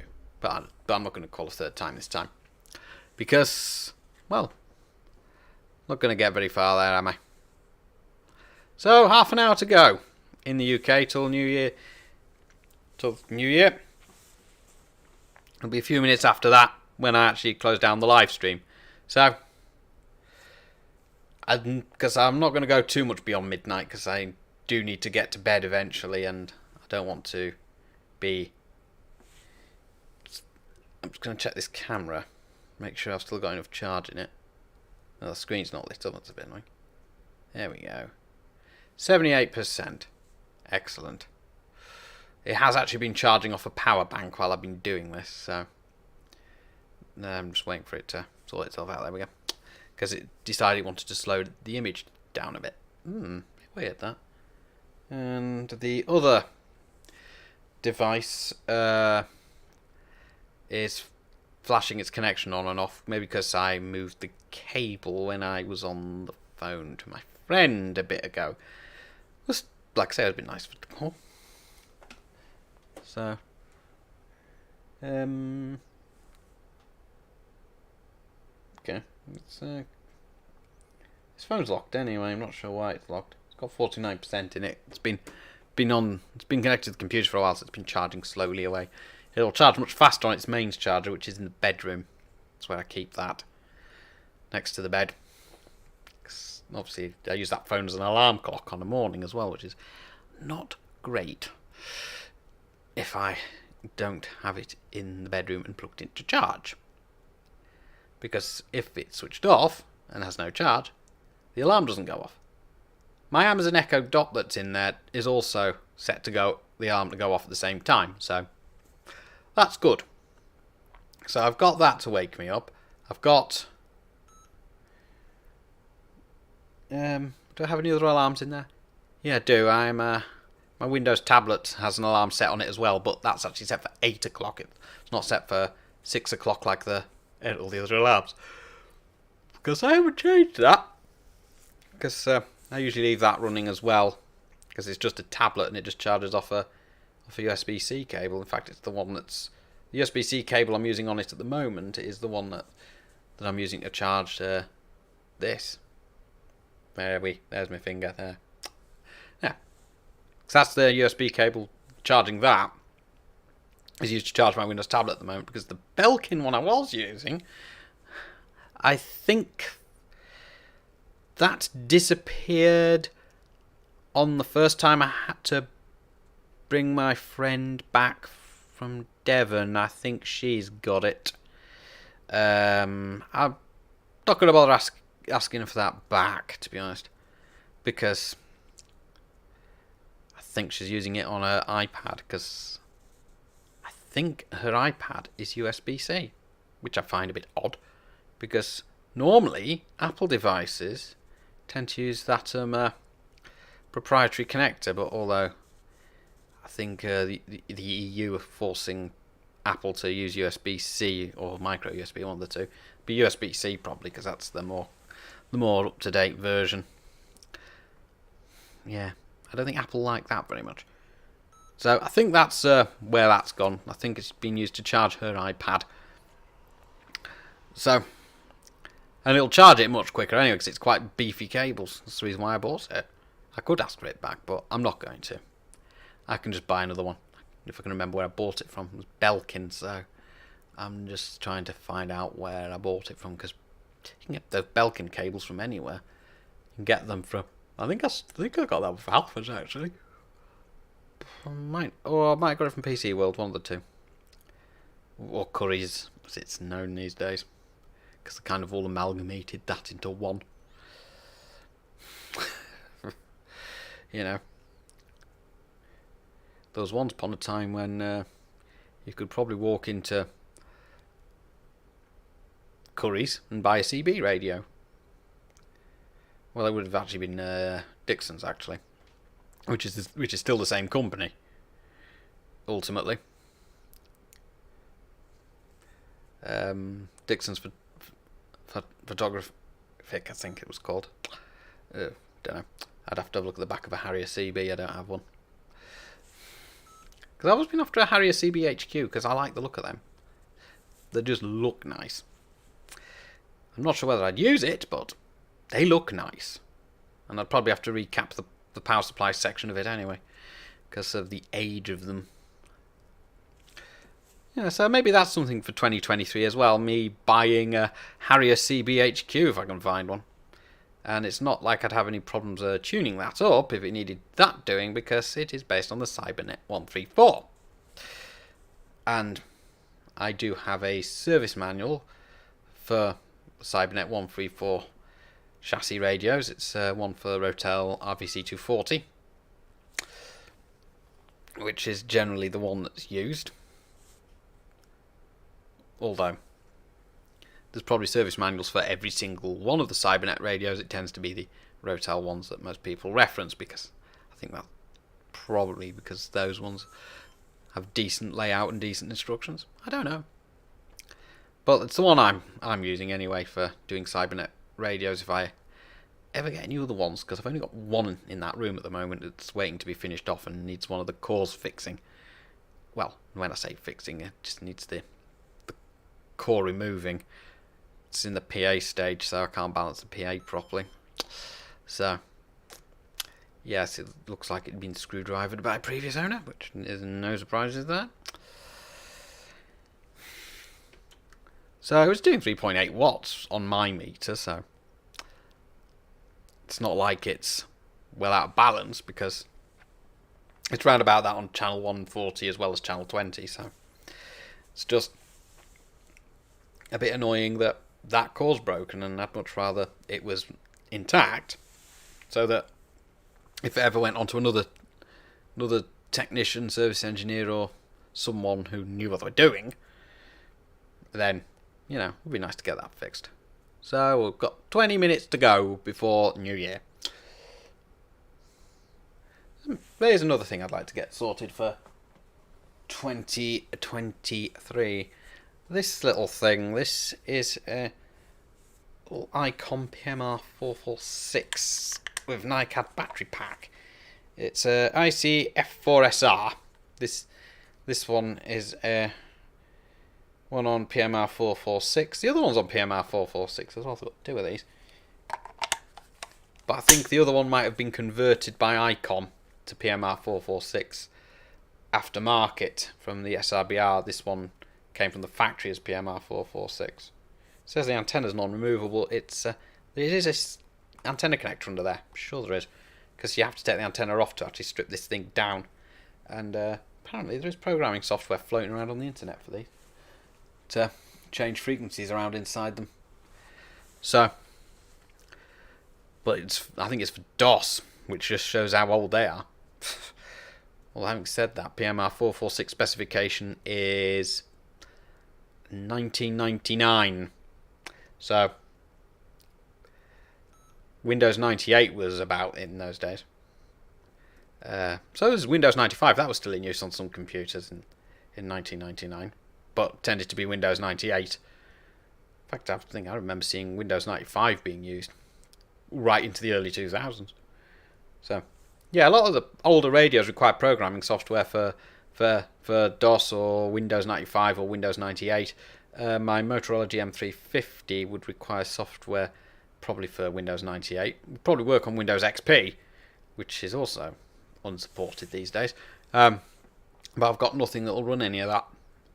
So would make some sense for me to get a pretty ancient laptop or something that can run Windows 95 or Windows 98 or MS-DOS or something to at least program my GM350 for other frequencies than the ones that are programmed into it.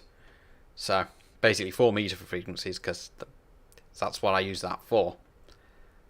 So, unless I get a hold of another GM350 for a different band, or get a hold of another one that would work on 4 meters. But then I've got to go inside and retune it, I think.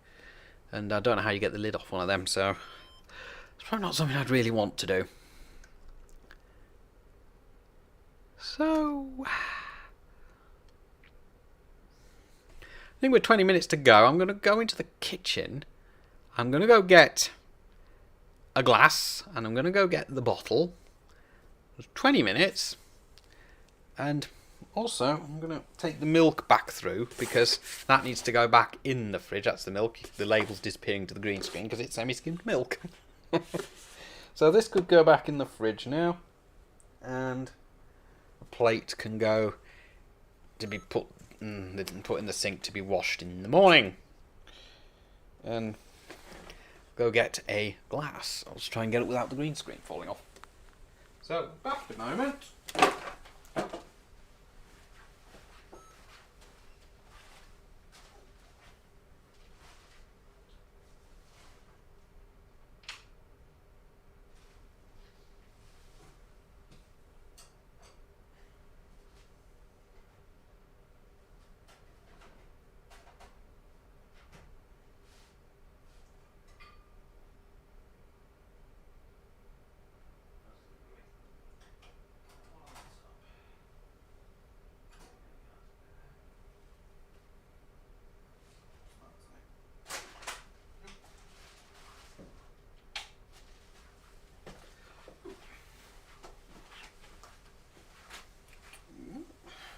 Squeeze back into the studio.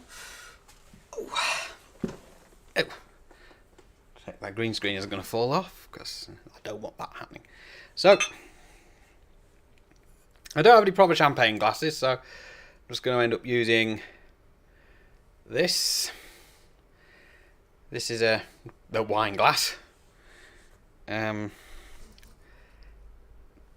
like I said, I don't have any proper champagne glasses. And this is what I've got instead of champagne. It's and the lettering on there's green, so it's disappearing into the green screen. So that is white grape sparkling fruit drink. It is sparkling, because obviously needs something that approximates champagne. It does taste a lot like sparkling wine, actually, not proper champagne, which I certainly can't afford, because proper champagne tends to be quite expensive. Sparkling wine, which some people mistakenly think is champagne, when it isn't. It's just sparkling wine, because you can't really call it champagne if it's not from that part of France. You know. So that's just sparkling grape juice. So it's basically no alcohol, just grape juice with a bit of carbon dioxide in it. I mean, I could make that myself with a soda stream, but I don't have any gas in my soda stream, and I don't have any grape juice, and you're only supposed to carbonate water in a soda stream. So I wouldn't try carbonating grape juice directly. I'd have to carbonate water and make it with some other sort of juice, like squash or something. But I'll try and get it in grape. So, all right. So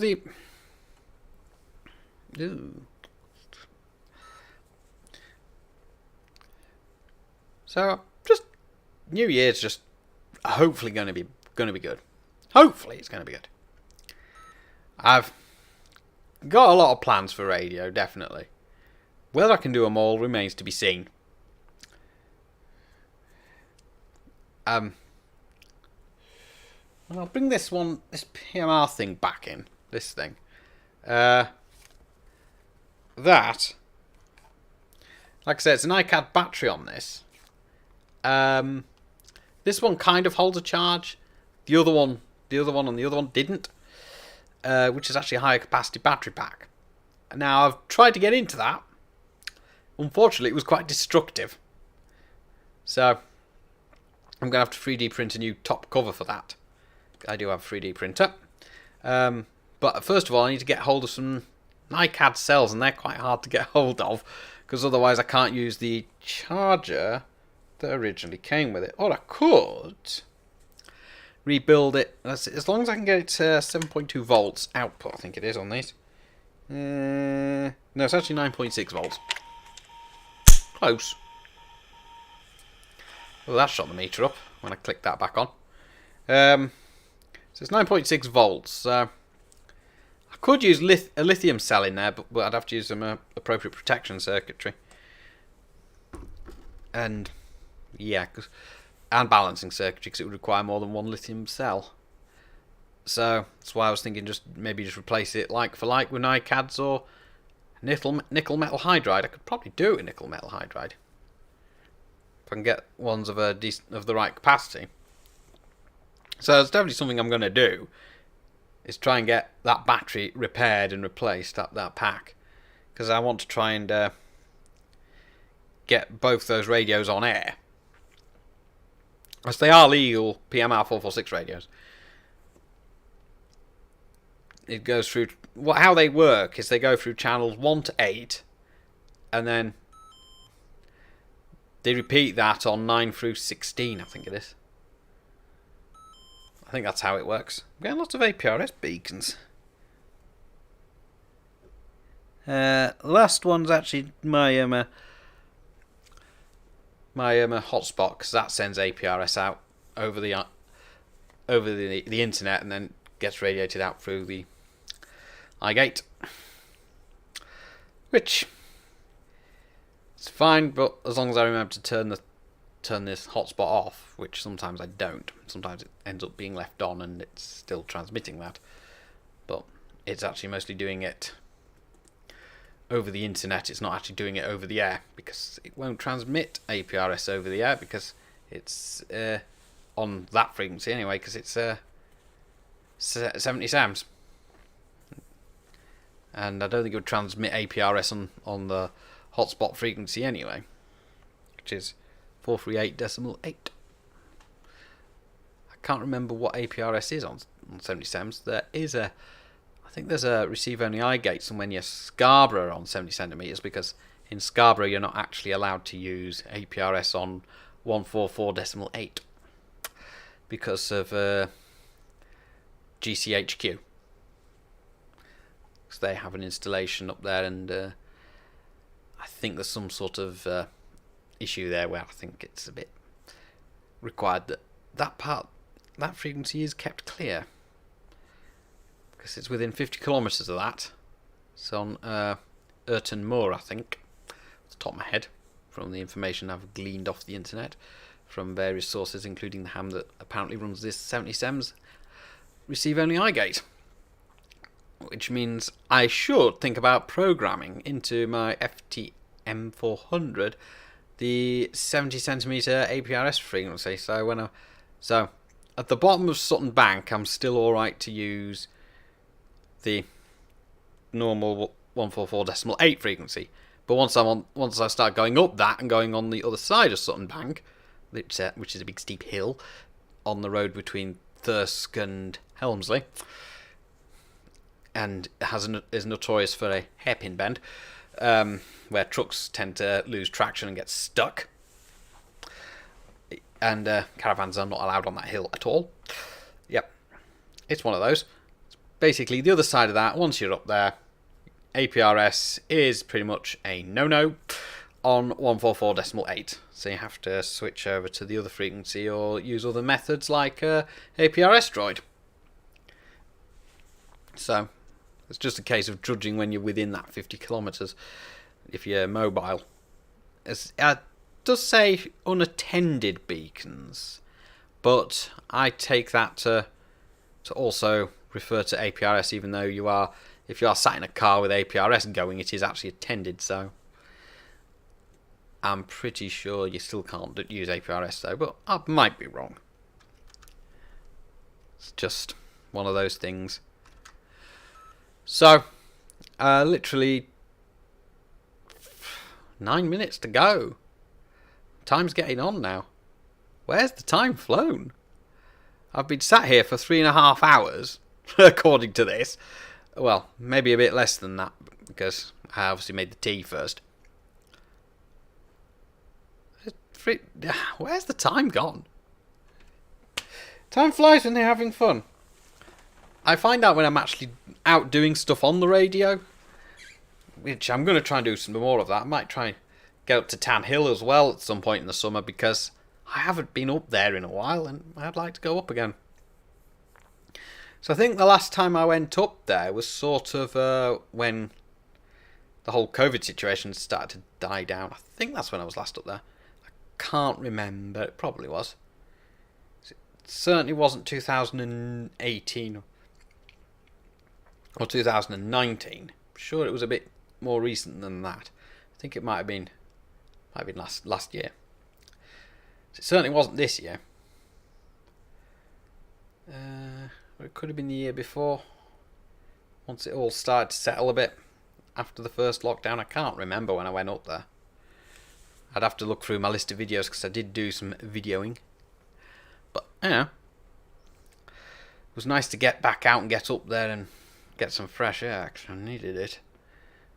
After. Because I think it might have been. I can't remember off the top of my head when I went up to Tan Hill. But I'd like to go back up there again. I mean, it's not ideal for VHF and upwards, apparently. CB's alright from up there. I mean, I've done that before in the past. I think I've spoken to people on CB up there. I've spoken to people on PMR 446 up there. Surprisingly. Even though I did say VHF and above isn't that great up there. I'd prefer to go up there just to do HF, to be honest, because it's a good spot for radio in general. People go up there to do radio, and it's also quite handy because there's a pub up there as well. Always good if you fancy a drink. Although I don't drink. I think there might be a toilet in there as well, which is helpful. I've never actually been in the Tan Hill Inn, but I might do at some point. So that's something else for 2023. Take a radio up to Tan Hill. Might need some batteries, because if I want to run the 991A, I will have to have batteries. I guess I wouldn't want to run it off a generator. I know I've got a generator, but I'm not sure if it's still usable, because it's been stood in the shed for a couple of years, and the petrol tank's got petrol in it. It's a full tank of petrol. So I'm not sure what the situation with that is. So I'd probably have to drain it down, because the petrol in that will be bad, and the carburetor might be gummed up. I don't know. So I might have to strip it down and rebuild it. And I don't have time to do that. So, and also it makes a bit of noise on some of HF, so it's not ideal for that. Triple J's come up again. Says it's near Gatwick. CT2997. Yeah, hello again, Triple J. I really should pay attention to the chat, because I'm looking at my own window. I'm not looking at the chat window. There we go. So, we're 5 minutes to go before the new year. Yeah, I'm trying to pay attention to the chat window. So, keep flicking between it and my window. So I don't have the chat window up. Let's get the chat window up now, I think. Because we're like literally 5 minutes away and, yeah, I can see the chat window. So, we'll give the repeater one final try for 2022. So let's see, can we get anybody on the repeater for the last time in 2022? Mike 0, Whiskey November uniform. Listening through GB3IR for any calls? Oh. Right.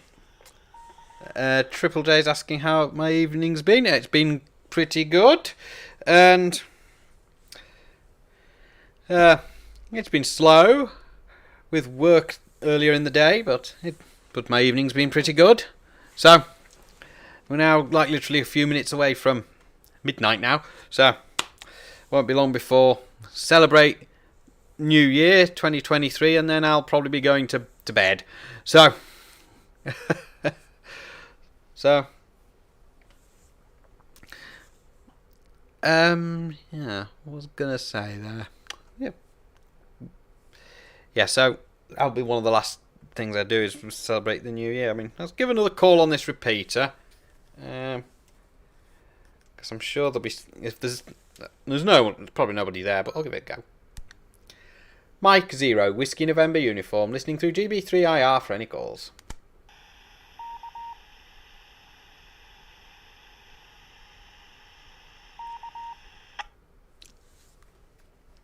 No. Okay. That's a shame. Nobody on the repeater tonight. Does my computer count down seconds? Oh, there's a point. No,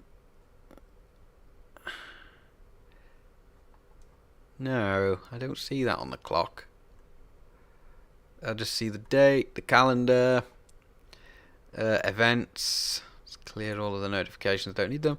The time in Florida where my spouse is, which is just coming up to 7 o'clock there, because it is 5 hours behind here. And also the weather in Richmond, which it looks like it's just going to be raining all night, apparently, according to that. But, you know, we're not far off the new year now. The clock does not show the seconds, which is a bit annoying. Can I view the clock any other way on this computer? Let's see if I can do that. Yes, clocks. Let's see. No, it just has the time for Florida. That's not ideal.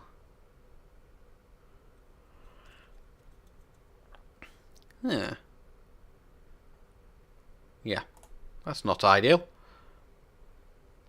I was hoping to get them a clock with the seconds on it, so I think I will have to use my phone for that. Not sure why my Google was open on that. So I'm using Google tonight. Where's the clock app on here? I've got two. I've got the Google one. Clock, which is just showing a normal clock without the seconds. Oh, to hurry up and find one with seconds on it, so I can count in the new year. Let's try the one built into the phone. Yeah, the one built into the phone does. That'll do. You'll probably be a bit of a delay, but let's see. So, 20 seconds. 15 seconds. 10, 9, 8, 7, 6, 5, 4, 3, 2, 1. It is now midnight on the 1st of January 2023. Happy New Year. Time for a drink. There go the fireworks. That's the end of that. 2022 has finished. Welcome to 2023. And for anyone who's overseas in America, well, you've got it all to look forward to. Try and be careful with that. So, cheers. Glad that's not got alcohol in it, 'cause I'm driving tomorrow. Well, today. Well, put the lid on that. Yep. So, alcohol not here today. That is alcohol free. That's just grape juice. It's got a bit of gas in it. Cheers.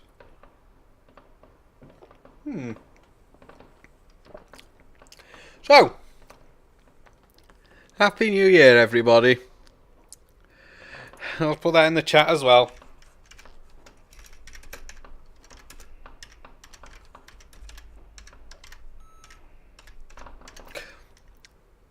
There we go.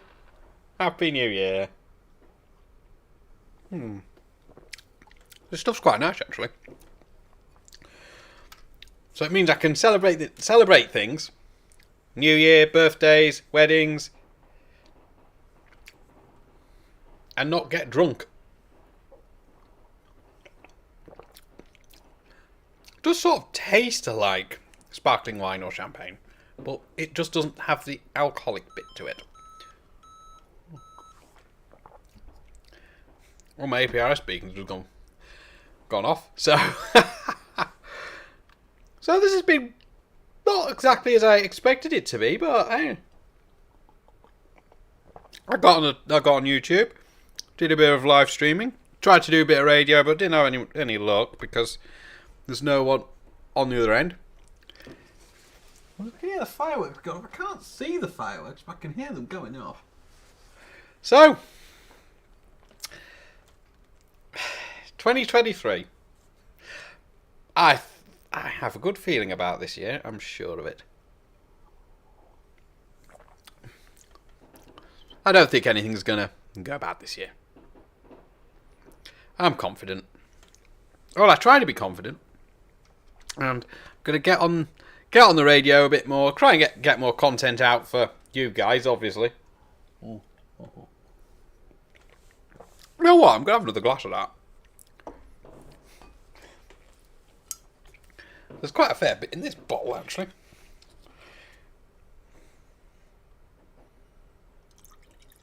That's a good thing. I can have as much of this as I want and I won't get drunk. I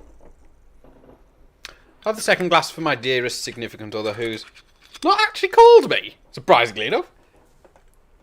I wonder if my significant other's even remembered. Or I'll just get that phone call at like 5 in the morning. Which I probably will. Yeah, surprisingly.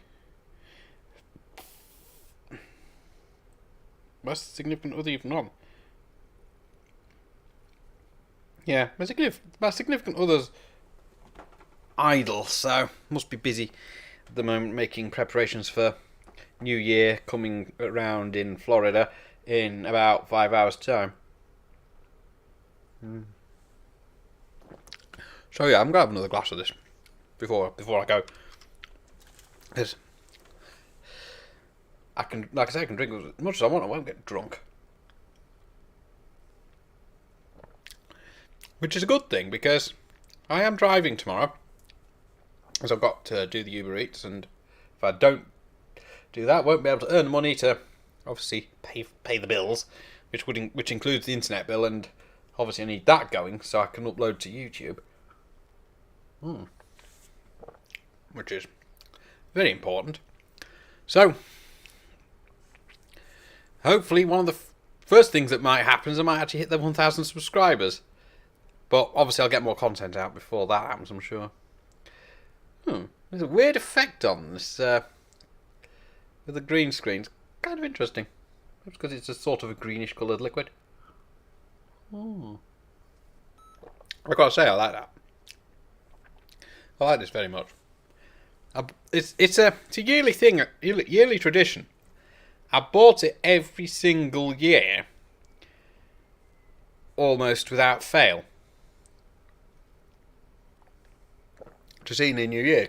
So I remember I used to be able to buy this, and it used to come in a proper champagne bottle with a cork in it. Now, Tesco did have their own version like that this year round, but they were sold out of it, so this does fine, and it's always done fine.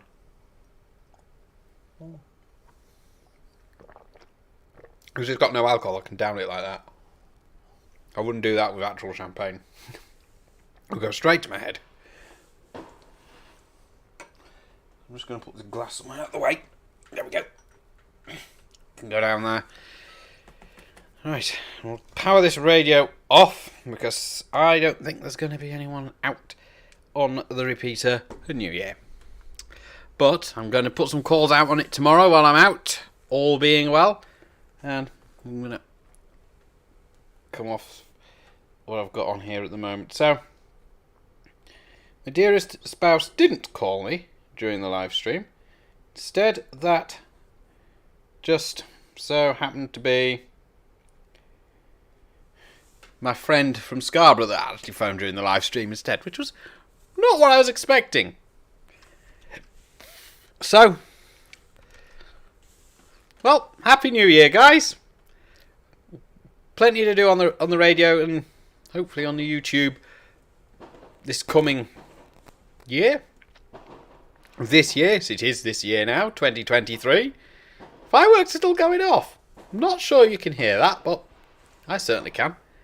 So, I don't normally let off fireworks for New Year. I might do next year, but I don't know yet. It depends on whether I'm still in the UK or whether I've gone out to America for the holiday period. I don't know what's going to happen yet. That's a year away. So again, Happy New Year from me, Paul, Mike 0 Whiskey November uniform, or 26 Charlie Tango 730 if you catch me on 11 metres in PMR 446, or just the Red Squirrel on CB in PMR 446. Now, I think, like I say, not much in the way of radio. Didn't make any contacts on the live stream tonight, which I would have liked to have done because I was a bit limited on what I could do because all I had was the repeater and other things. So, it's time for me, because I'm going to have to work tomorrow, unfortunately. I'm going to have to go and get ready for bed. And wish you all a very good night and a happy and prosperous 2023. 7-3 for now, guys.